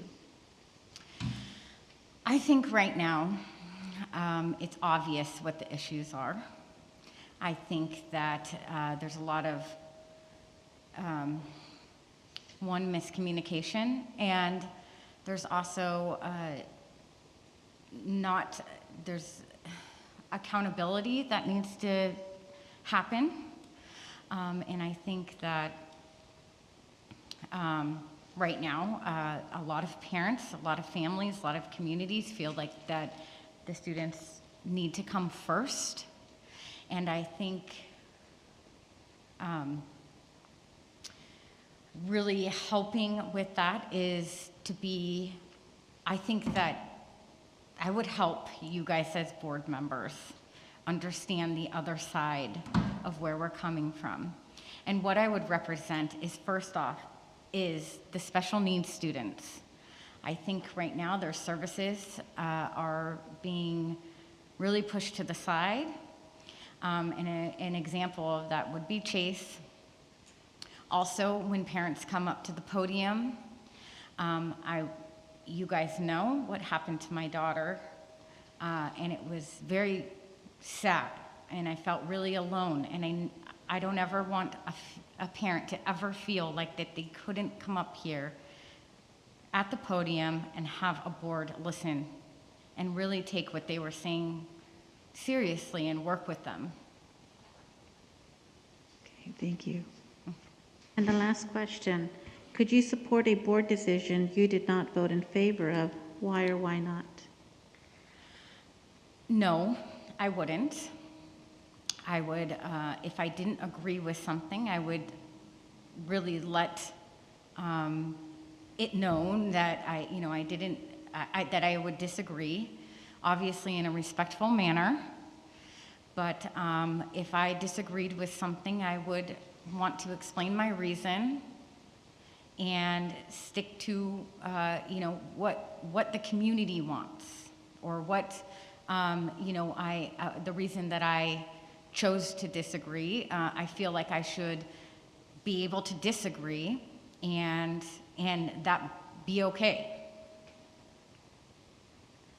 Thank you. Thank you. And that is the last question. Your interview is complete. Thank you. Thank you.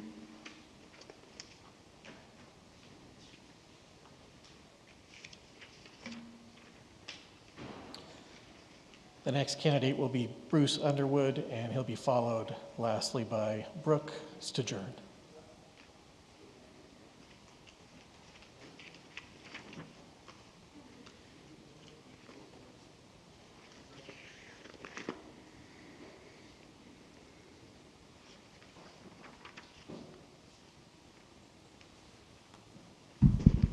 Good afternoon. Can you please introduce yourself and confirm that you live at 75895 Altamira Drive in Trustee Area 2? Yes, my name is Bruce Underwood. I live at 75895 Altamira Drive, Indian Wells, California, 92210. Thank you. Can you please tell us a little bit about yourself? Sure. My starting interest in education, one of the first things I ever did was when I was in undergraduate school, I was on the WASC committee for evaluation at Ottawa University. And then I've been involved in education from one perspective. I'm currently still adjunct faculty, UCR School of Medicine for Nutrition. And I've been adjunct faculty for Cal State San Bernardino, Palm Desert campus for health science. I'm not currently there. And then in the past also, I was also faculty for Chapman University Sports Medicine Master's Program. And then, but one of my great experiences as well is I had a cross-cultural experience. I got to spend a year in Athens, Greece, learning Greek and Greek art, and I got a scholarship to go to school. So I really believe in cross-cultural education, and I think that's something that's very much needed in our culture today. I've been on several boards. I was appointed by Roy Wilson to be on the RAP board, the Regional Access Program for Health in the desert. My purpose in doing all these things is I love community, I love people, I love health. So my undergraduate degree was in holistic health, and then I went to graduate school at the University of Kansas and got a degree in exercise science, and worked in a recombinant DNA lab and did a lot of interesting things. But I want to focus on, then I went to KU, got my master's. Then I worked in Kansas, in Wichita, for a clinic. And my first experience teaching was I taught 2 classes at Friends University in Wichita, Kansas. One was on the psychology and physiology of personal health control, and the other one was on psychology and physiology of fatigue. And then I decided to go back to graduate school, and I came to California to go to school at Loma Linda. And at Loma Linda, I got a doctorate in public health prevention, and then a master's in public health nutrition. And so people tell me, you should have had 1 graduate degree and 4 kids instead of 4 graduate degrees. But anyway, I digress. So, and I'm certified by the American College of Nutrition as a nutritionist. I came to the desert really to become the executive director of the Heart Institutes of the Desert Foundation. So I've run a 501c3 here in the desert, and that's been one of my passions, as well as how do we help people to be healthy. My perspective is that we need to be involved in the community, and I think we have to figure out how do we do things to help the community. One of the projects that I did with Desert Sands way back when was a tobacco-free project, when the tobacco money was available to help people get off of tobacco and not let kids have access to tobacco. So I did that through the school district here. And so I was appointed by Roy Wilson to be on that RAP board, past supervisor. I'm currently serving as an appointment from Manuel Perez.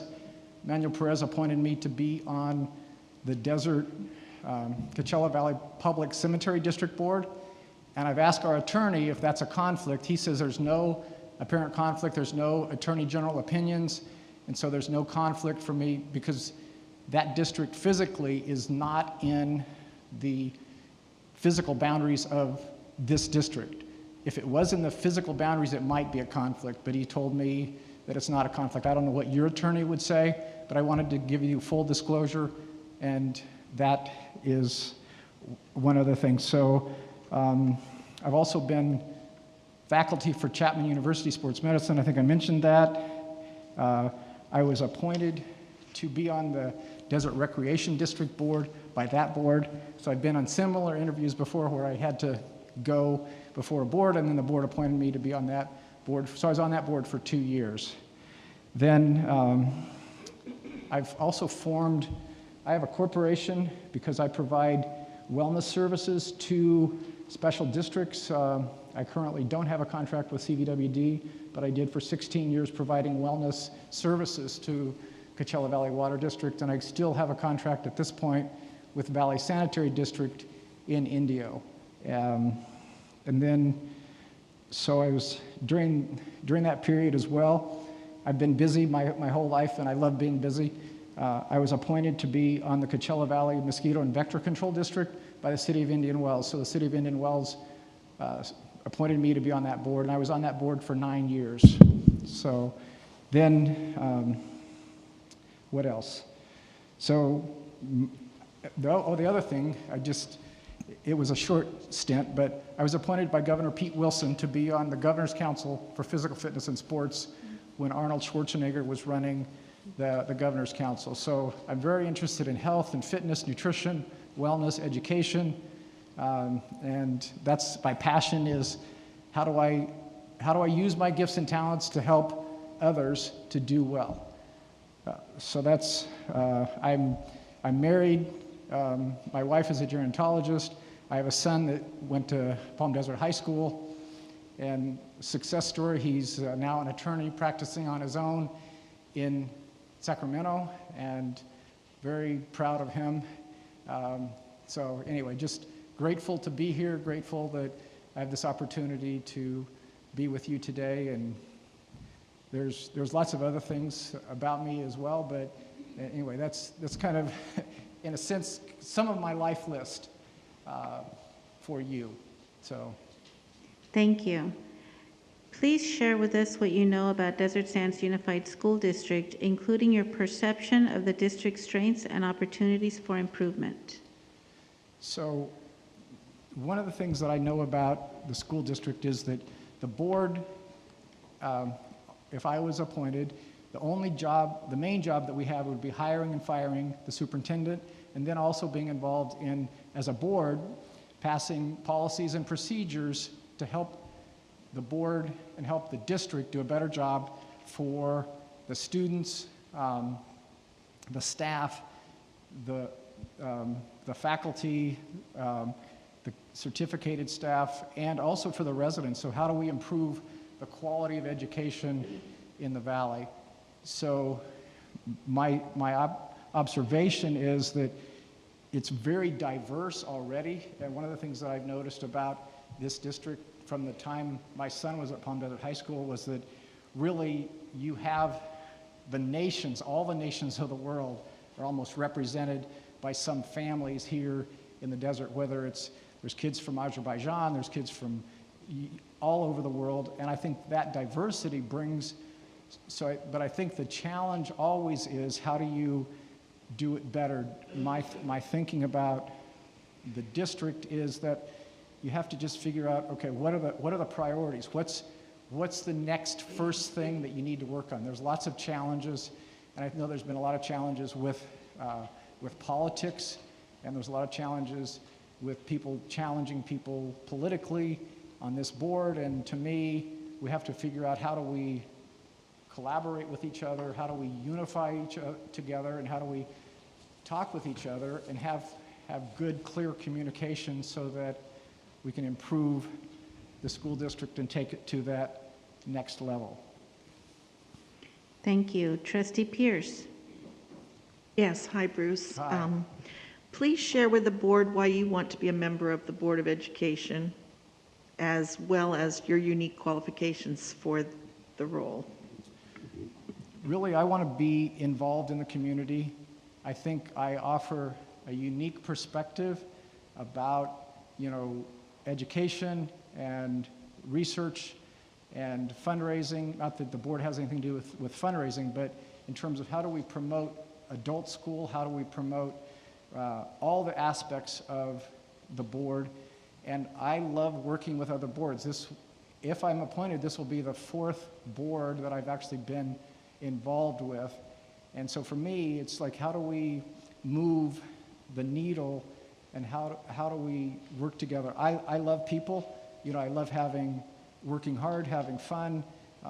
So I don't know exactly what that means in terms of, but I'm passionate about education, obviously, and have been my whole life, passionate about how do we level the playing field, if you will, because that's really what I feel like education should do. It should make, as much as possible, life isn't equal, but it should make it, how do we make it an equal playing field for everybody?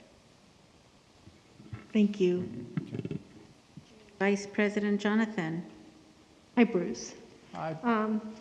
You kind of touched on this already, but if you can go in a little more in depth, what is the role of the school board member, and how would you work with your school board colleagues and the superintendent in that role?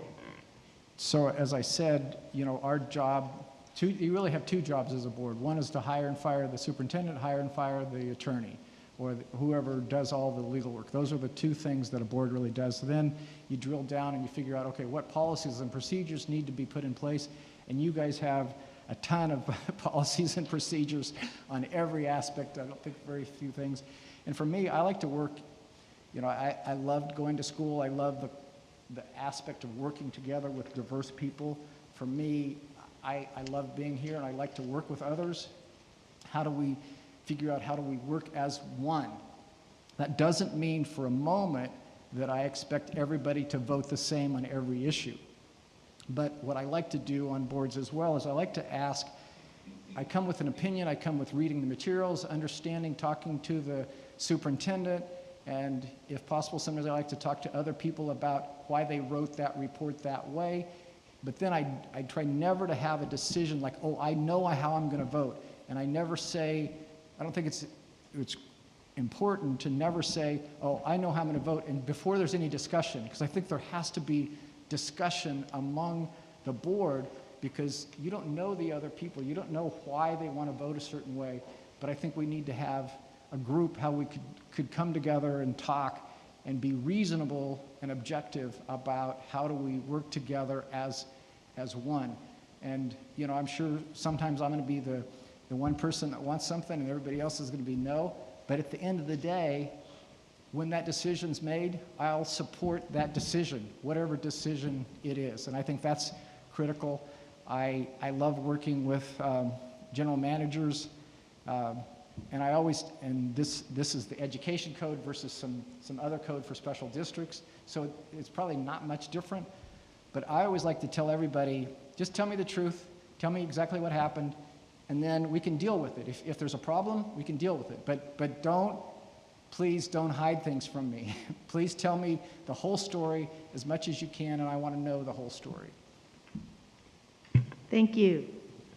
Trustee Porras.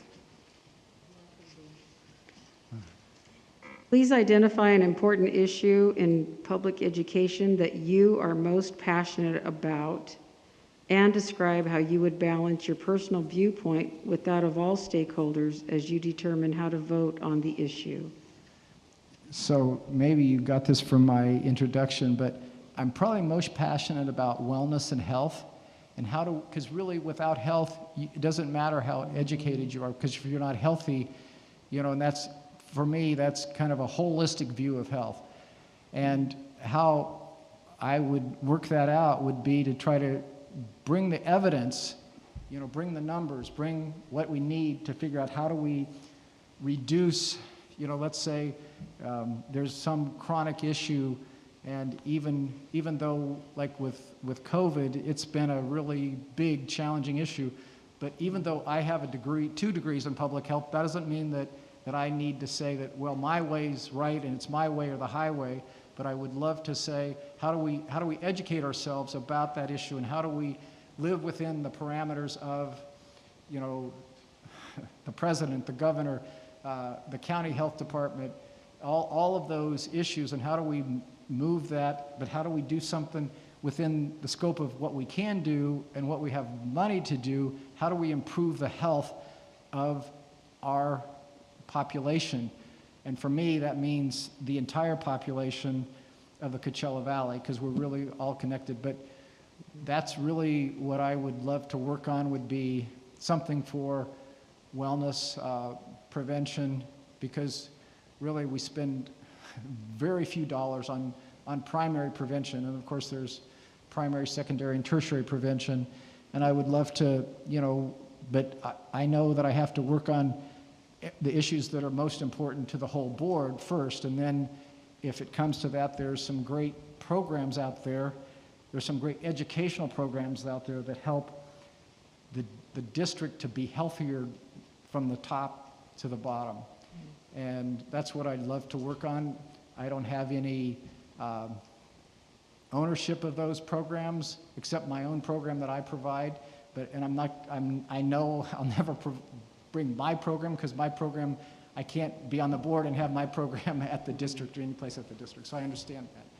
But that's what I would love, really for me, health and wellness would be absolutely the one thing that I would love to, and you're already doing a lot of stuff. I know there's some stuff on the agenda tonight for addiction medicine, and there's some things going on, but that's minor. But I think there's ways to prevent addiction as well. But is it simple and easy? No. It's always, it's in the details of that. How do you make that work? So. Okay, thank you. The last question is, could you support a board decision you did not vote in favor of? Why or why not?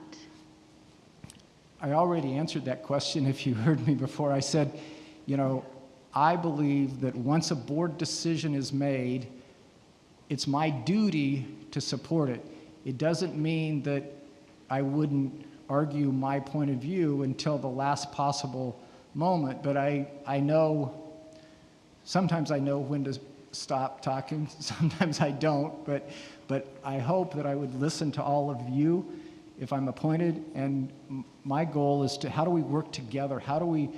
But it doesn't mean that we have to have group think. I want us to use our gifts and talents of thinking to bring the best solution, because I don't want us to have a groupthink decision where we just, don't stop thinking about it. I think you never really stop thinking. You never stop trying to work towards a solution to make a difference. Thank you. And that completes your interview. Thank you. Thank you very much. I appreciate the opportunity to be here. And just a final comment. I wasn't going to apply, but I heard that there was only 1 or 2 people that applied, and I said, I never want a board to have to make a decision where they don't have a large group. And because I was in the interview room all this time, I got to talk to every last person almost, which was fun for me. And I love people, and I got to meet some great people, and I think you have a very tough decision ahead of you. So, but it'll be great to see what happens. Thank you. Thank you.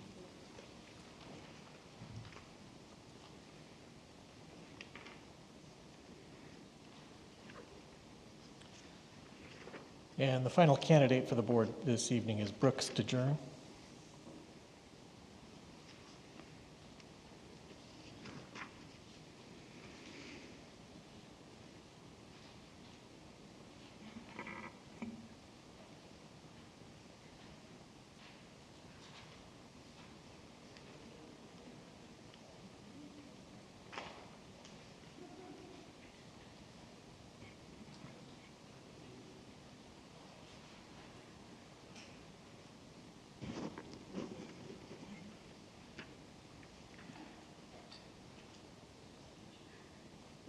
Good afternoon. Good afternoon. Can you please introduce yourself and confirm that you live at 74595 Fairway Drive in Trustee Area 2? Yes, my name is Brooke Barry Stern, and that is my address. Thank you. Can you please tell us a little bit about yourself? I am the parent of 2 children who are students at a school within Desert Sands Unified School District, grades 3 and 4. I'm currently the Director of Communications and Marketing for the City of Indio. I'm also the wife of a law enforcement officer within the Coachella Valley. I've lived here for nearly 20 years. During that time, I feel like I have earned the respect of the community as someone who has shown themselves to be objective, unbiased, and trustworthy. Thank you. Please share with us what you know about the Desert Sands Unified School District, including your perception of the district's strengths and opportunities for improvement. I believe that Desert Sands Unified School District has justly earned the reputation of being the school district of choice within the Coachella Valley for its support of the students and also for the depth of education that it provides to those students, the support it provides to faculty, and also the fact that it takes its responsibility very seriously as the stewards of over 28,000 students at more than 30 schools covering a vast geographic area with incredible diversity of student population. You have 3/4 of the student population that are of Hispanic origin. You have many of them coming from dual language households. And I feel like to some degree the schools are all tailored in order to address the specific needs of the families and the students who live there. However, I do feel like that is an area where there could be some improvement, is understanding the particulars of what is necessary for each school district to provide the best support to those children. I think that that the school district does a great job of that, but that's an area where there can be improvement. Also facilitating learning for students who may not end up going to a 4-year school upon graduation. Some of those career and technical programs that Desert Sands offers are invaluable, but that is something that I think could be more broadly applied to schools, to some of the high schools across the district. I would also like to see more dual language or Spanish language opportunities in some of the schools. Thank you. Trustee Pierce? Hi, Brooke. Hi. Please share with the board why you want to be a member of the Board of Education, as well as your unique qualifications for the role. I've mentioned diversity a couple of times in characterizing the students and the families that attend and participate in Desert Sands Unified. And I think that that's also something I could bring to the school board as a parent, not as a teacher, not as someone who is in the classroom, but bringing that outside perspective that sometimes can be overlooked amongst people who live and breathe and have been inside the classroom for so long. As I saw throughout the pandemic, my husband and I are both public servants, and we were busy during the pandemic. As a working parent, it wasn't about vaccines or masks that was most challenging. It was about balancing our responsibilities as parents and meeting the needs of our children who were not physically able to be inside the classroom. So I have to say that that was something that got my attention during the pandemic. But you know what? A perfectly oiled machine doesn't get a lot of notice until something gets thrown in the cogs.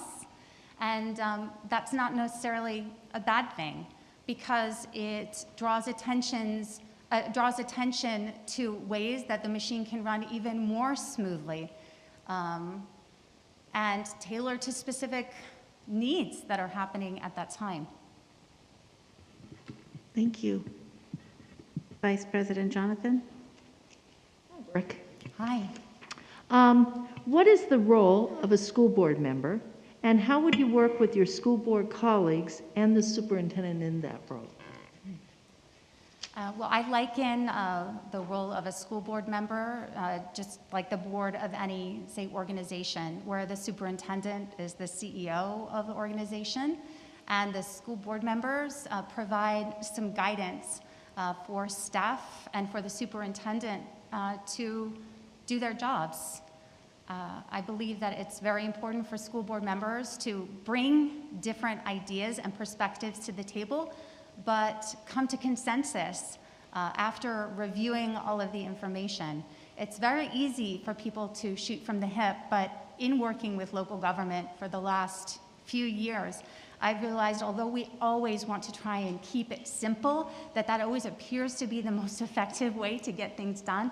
Often issues are much more complicated than people would want them to be.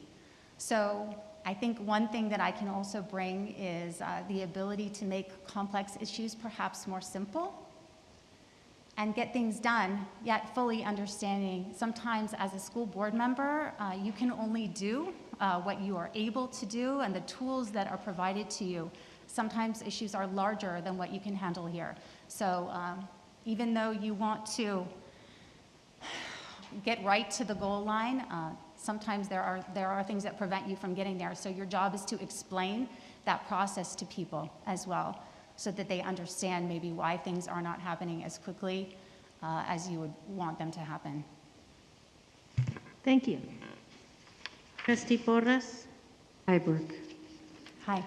Please identify an important issue in public education that you are most passionate about, and describe how you would balance your personal viewpoint with that of all stakeholders as you determine how to vote on the issue. Well, I'm most passionate about my children. So the well-being of my children and all of those who teachers and educators are stewards over for over 8 hours a day. Sometimes those people that are interacting with in the classroom have more one-on-one time with my own children than I get to. So fostering them, giving them the tools in order to provide not just a safe place for them to be, but also when I say safe, I mean physically safe, I mean mentally safe. And to me, I think that that's the best gift that we can give our children. As far as balancing my own personal opinions, my opinions certainly come from a place of understanding. And sometimes talking with other people through a situation doesn't necessarily change your point of view, but it gives you perspective and guidance, and in ways that you can come to a resolution together. Thank you. The last question. Could you support a board decision you did not vote in favor of? Why or why not? Well, absolutely. We work together as a team. So no one opinion is more valid than the others. I also think, as a school board, you're also trying to project, you want to project confidence. You are a decision-making body to some degree, and so you need to put your best foot forward together. Thank you. That was the last question. Your interview is complete. Thank you very much.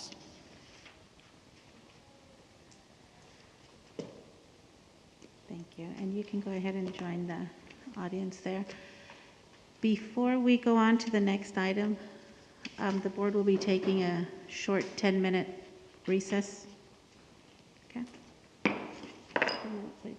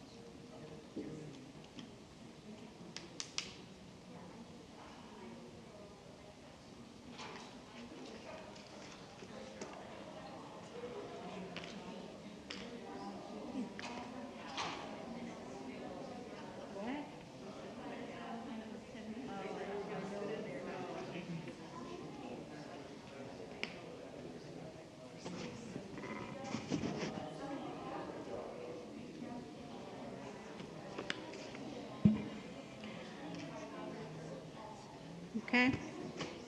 Go ahead and reconvene.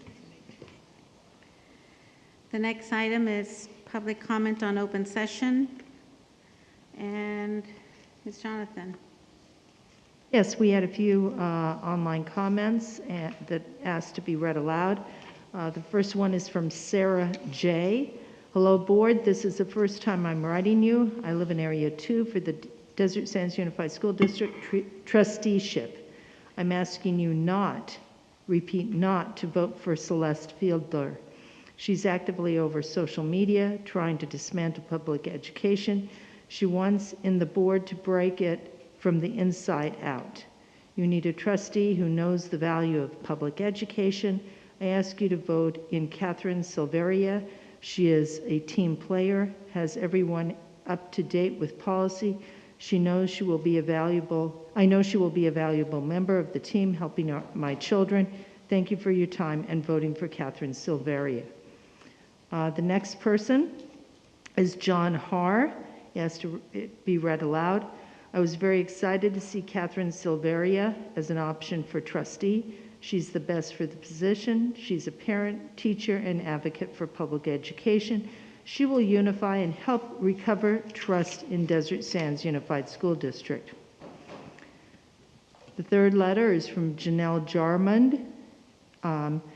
She asked to read aloud. I have 2 children in Desert Sands Unified School District. I'm a member of the PTO at Gerald Ford. I've been fortunate enough to witness the passion and dedication that Mrs. Silvera has had for every student that comes into her classroom. Her goal is to make sure every student has an opportunity to express themselves no matter what age, grade, level, or physical ability. She has done countless hours of research to keep herself informed and educated to ensure the success and growth of all students. Mrs. Silvera can only be considered as an asset to the board and the school district. Desert Sands Unified School District needs the talent and persistence of Mrs. Silvera. The next one is Patty Davis, asked to read aloud. Celeste Fielder is an excellent choice to represent the families of Desert Sands Unified School District. She has proven her commitment to the community of Desert Sands Unified School District. We do not need another person looking for something to do. We do not want someone who is removed from the issues facing the families of today who are attending school in the Desert Sands Unified School District. Celeste is already involved and aware of the issues facing the district today. Please put someone on the board with a proven track record of knowledge and support for students and parents. The next one is from Tom Jones, and he has to read aloud. Good morning. I want to write to recommend Catherine Silvera for board. I'm a parent in the district. She would be the best for the position, well-rounded, informed, and will help all kids. She's an advocate for public education. She's been at all board meetings. I have listened to as well, so she has shown her dedication. Thank you for choosing Catherine Silvera. The next one, Elizabeth Lorenz. Yes, to read it out loud. School board members, I was very pleased to see Catherine Silvera has applied for the open board member position. For 2 years now, I have watched most of the board meetings and witnessed Catherine advocating for students, teachers, and families. She's well-spoken, knowledgeable, and obviously incredibly committed to the position and her community. She has consistently spoken up despite at times holding an unfavored opinion among those present. And while she may hold opinions that some disagree with, I'm certain that she actually gives a voice to many, many more who benefit from her advocacy and agree with her principles. I include my family among them. Catherine has shown up. She has proven her commitment and capability. She wasn't there just when the cameras were rolling like others on the list of applicants. She has shown up month after month. I trust her to speak for my children and their teachers. I trust her to be fair, to hear all sides, and approach decisions with care and consideration. Catherine Silvera is the absolute best candidate for the position. Thank you for your time. The next one is a anonymous letter that we received. I asked them to read it aloud. I looked up an article entitled, "What Makes a Great School Board Member?" from greatschools.org. I chose this site not because it's a good article, because it is partnered with all the people this board seemed to look up to: the Charles and Helen Schwab Foundation, Bill and Melinda Gates Foundation, Chad Zuckerberg Foundation. Need I go on? According to this article, here are some highlights from the list of what makes an ineffective school board member. A school board member doesn't conduct him or herself in a respectful, collaborative manner in public. A school board member rubber stamps all superintendent's proposals without asking the hard questions. A school board member uses his position on the school board as an opportunity to put forth a political agenda with little relevance to student achievement. These bullet points sound a lot like the current and most recently resigned school board members for Desert Sands Unified School District. Not just according to me, but Bill Gates as well. I was shocked to see that the same article stated that effective board members communicate their actions to the community through public discourse and written reports. Great school board members keep the public informed of the district's progress and challenges, focus on what's best for all students. They focus on student achievement and implementing policies that will ensure success for all students. Notice it says all students. I've only seen one person work for the community and fight for all students. Celeste Fielder, choose her. She's not only what the community wants right now, but she's what the community needs. Do the right thing for all. Thank you. The next letter is from Kenneth Snell, and he asked me to read it. Comment to the provisional appointment of the Desert Sands School Board of Trustees Area 2. I'd like this read aloud at the board meeting and placed in the minutes, as is. My name is Kenny Snell, and I would like to speak regarding the Desert Sands Unified School District making a provisional appointment to fill the vacancy in Area 2. The board has the option to call for a special election. The best choice for the constitutional republic, but it opted to make a provisional appointment. The board made this choice due to the possibility of the board deadlocking in a 2-2 tie, and that a special election might cost $80,000. First, every bad decision this board has made over the last 2 years has been unanimous. You are in no danger of a 2-2 tie. Even if you were, that would not be a bad thing, considering your recent decisions. Second, the board is willing to spend $5.5 million to train all Desert Sands Unified School District staff in the ways of the cultural Marxist critical race theory, but it is unwilling to spend a fraction of that to ensure that the people have the ability to choose their representative. Consider the recent court filing by the United States Special Prosecutor John Durham that specifically named the Clinton campaign. And he has links to a document, government's motion to inquire into potential conflicts of interest. In instructing and paying for President Trump's administration to be spied on, both during the campaign and in the White House itself, I dare say that the need for transparency in even our local government institutions, nay, especially in our government institutions, has never been greater. That being said, I strongly feel that were an election held today, and even so, a couple of months from now, Celeste Fielder would win in a landslide. I urge this board to appoint Celeste Fielder as the Area 2 Provisional Trustee for the Desert Sands Unified School District Board of Education. And the last letter is from Arlene Woldmuth, and I hope I pronounced that correctly. I urge you to consider filling the trustee vacancy with someone from the community rather than a teacher. From the National School Boards Association website, there are 6 key reasons why local governance is the best way to advance public education. Number 2, the school board represents the community's voice in public education, providing citizen governance and knowledge of the community's resources and needs, and board members and policymakers are closest to the student. And number 3, the school board sets a standard for the achievement in the school district, incorporating the community's views of what students should know and be able to accomplish at every grade level. And number 6, the school board is the community's education watchdog, ensuring that taxpayers get the most for their tax dollars. And that concludes the comments that were submitted.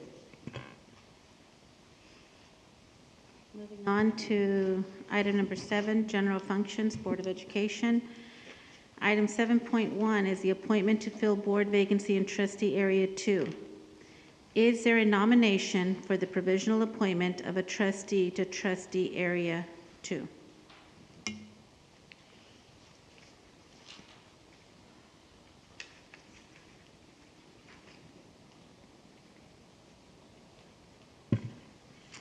Well, I guess nobody's going to say a name. So I will tell you, when I got on the school board, before I make the motion, before I got on the school board, this was an all-male board.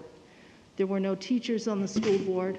One had been a teacher years and years before that, and the other one was a lawyer, 2 counselors, and then there was a flight controller. And what I brought was a former teacher and as a businesswoman. I think in our school district, we should embrace the fact that we are a diverse school district and that we want diverse staff. And that being said, I think that we want a diverse board. It's not good if we're in an echo chamber. So I think it's really important that we consider that. I'm kind of torn. I have 2 people that I wanted to bring forth. I'll bring the first one forward only because this person fills a lot of those points. And the first person I'm going to bring forward is Jacob Alvarez. I want to make a motion that we approve him for the school board vacancy. By Wendy Jonathan, is there a second? Second by Tricia Pierce. It has been moved and seconded that Jacob Alvarez is nominated for the provisional appointment as a trustee to Trustee Area 2. Is there any discussion? I was just very impressed. He has students in our school district. He was a PIO, a public information officer, so he understands the issue with the negative feedback, but also feels that you can learn from that, and understands truly the role of a school board member, and ultimately that he realizes that we have still a lot that needs to be done in our school district, and we've been talking about outreach and issues that we've been talking about with regards to COVID and how we've been facing it. I do think that he's also doesn't have any education background, and I like that. I like that he's diverse in that respect. And I think that, again, we shouldn't have someone that necessarily mimics what we are here on the board. Any other discussion? I also, I had 4 people lined out here, and I was just really having a difficult time. I understand that the community does look at the board and see 3 teachers and a community member, and they may fail to realize that before I was in education, I was 15 years as a business person as well, and that people can wear many hats. They can be a parent, an educator, a business person, and a community member. And so I think that's important too, that people can, it's a falsehood that people can only look at something from one perspective. But as I was looking and listening to everybody's interviews, I was impressed that Mr. Alvarez has a clear understanding of what the board members do and what the role of the superintendent is, and also his desire to see that communication was an issue, and he wants to see that outreach to reach more families in more different ways, in multiple ways, in order to make sure that everybody is communicated and felt inclusive. He has children in the district. He's a participant in different community organizations, and I believe that he may be a good candidate for us to consider. Other discussion? I just wanted to say this has been very difficult. It's everybody that applied were just outstanding. So I really appreciate everybody that came and participated. But it really has been difficult to choose. What I liked about Mr. Alvarez is the fact that he isn't an educator, because that seems to be one of the things that everybody says, don't have all educators. I am not an educator. Everybody seems to think that I'm an educator. I am not. I am a community member. I am a mom, a grandmother, a brand new, and a businesswoman.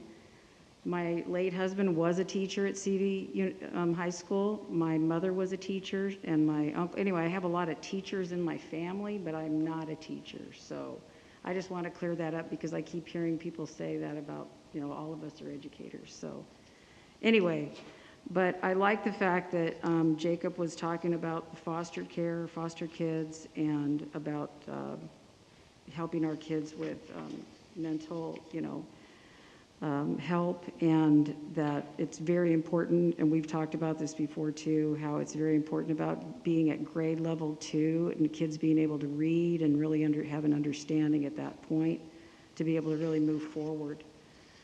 So anyway, so that's how I feel about that. So thank you. Comment, if I may, through the president.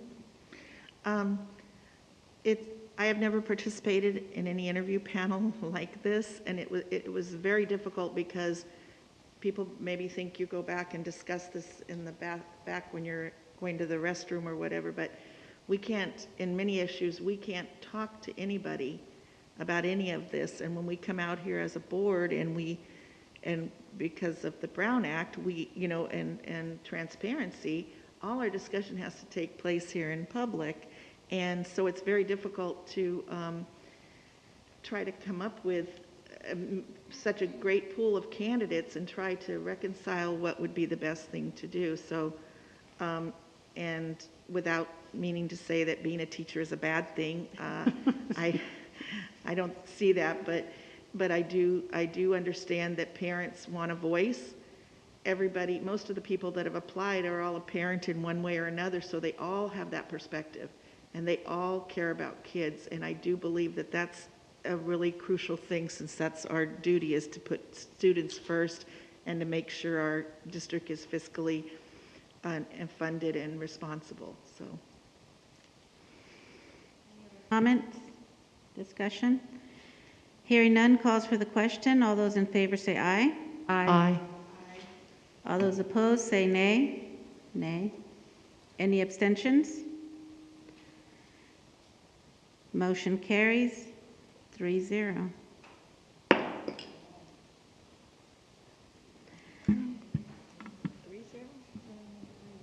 Oh, I'm sorry, 3-1. My bad, 3-1. Congratulations, Jacob Alvarez. You have been appointed as a trustee to Trustee Area 2.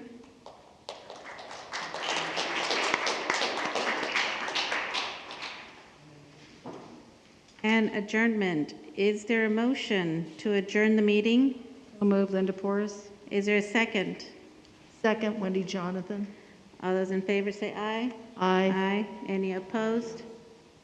Motion carries 4-0. Thank you, everybody, for coming and interviewing for our position that was open. We appreciate you taking the time and being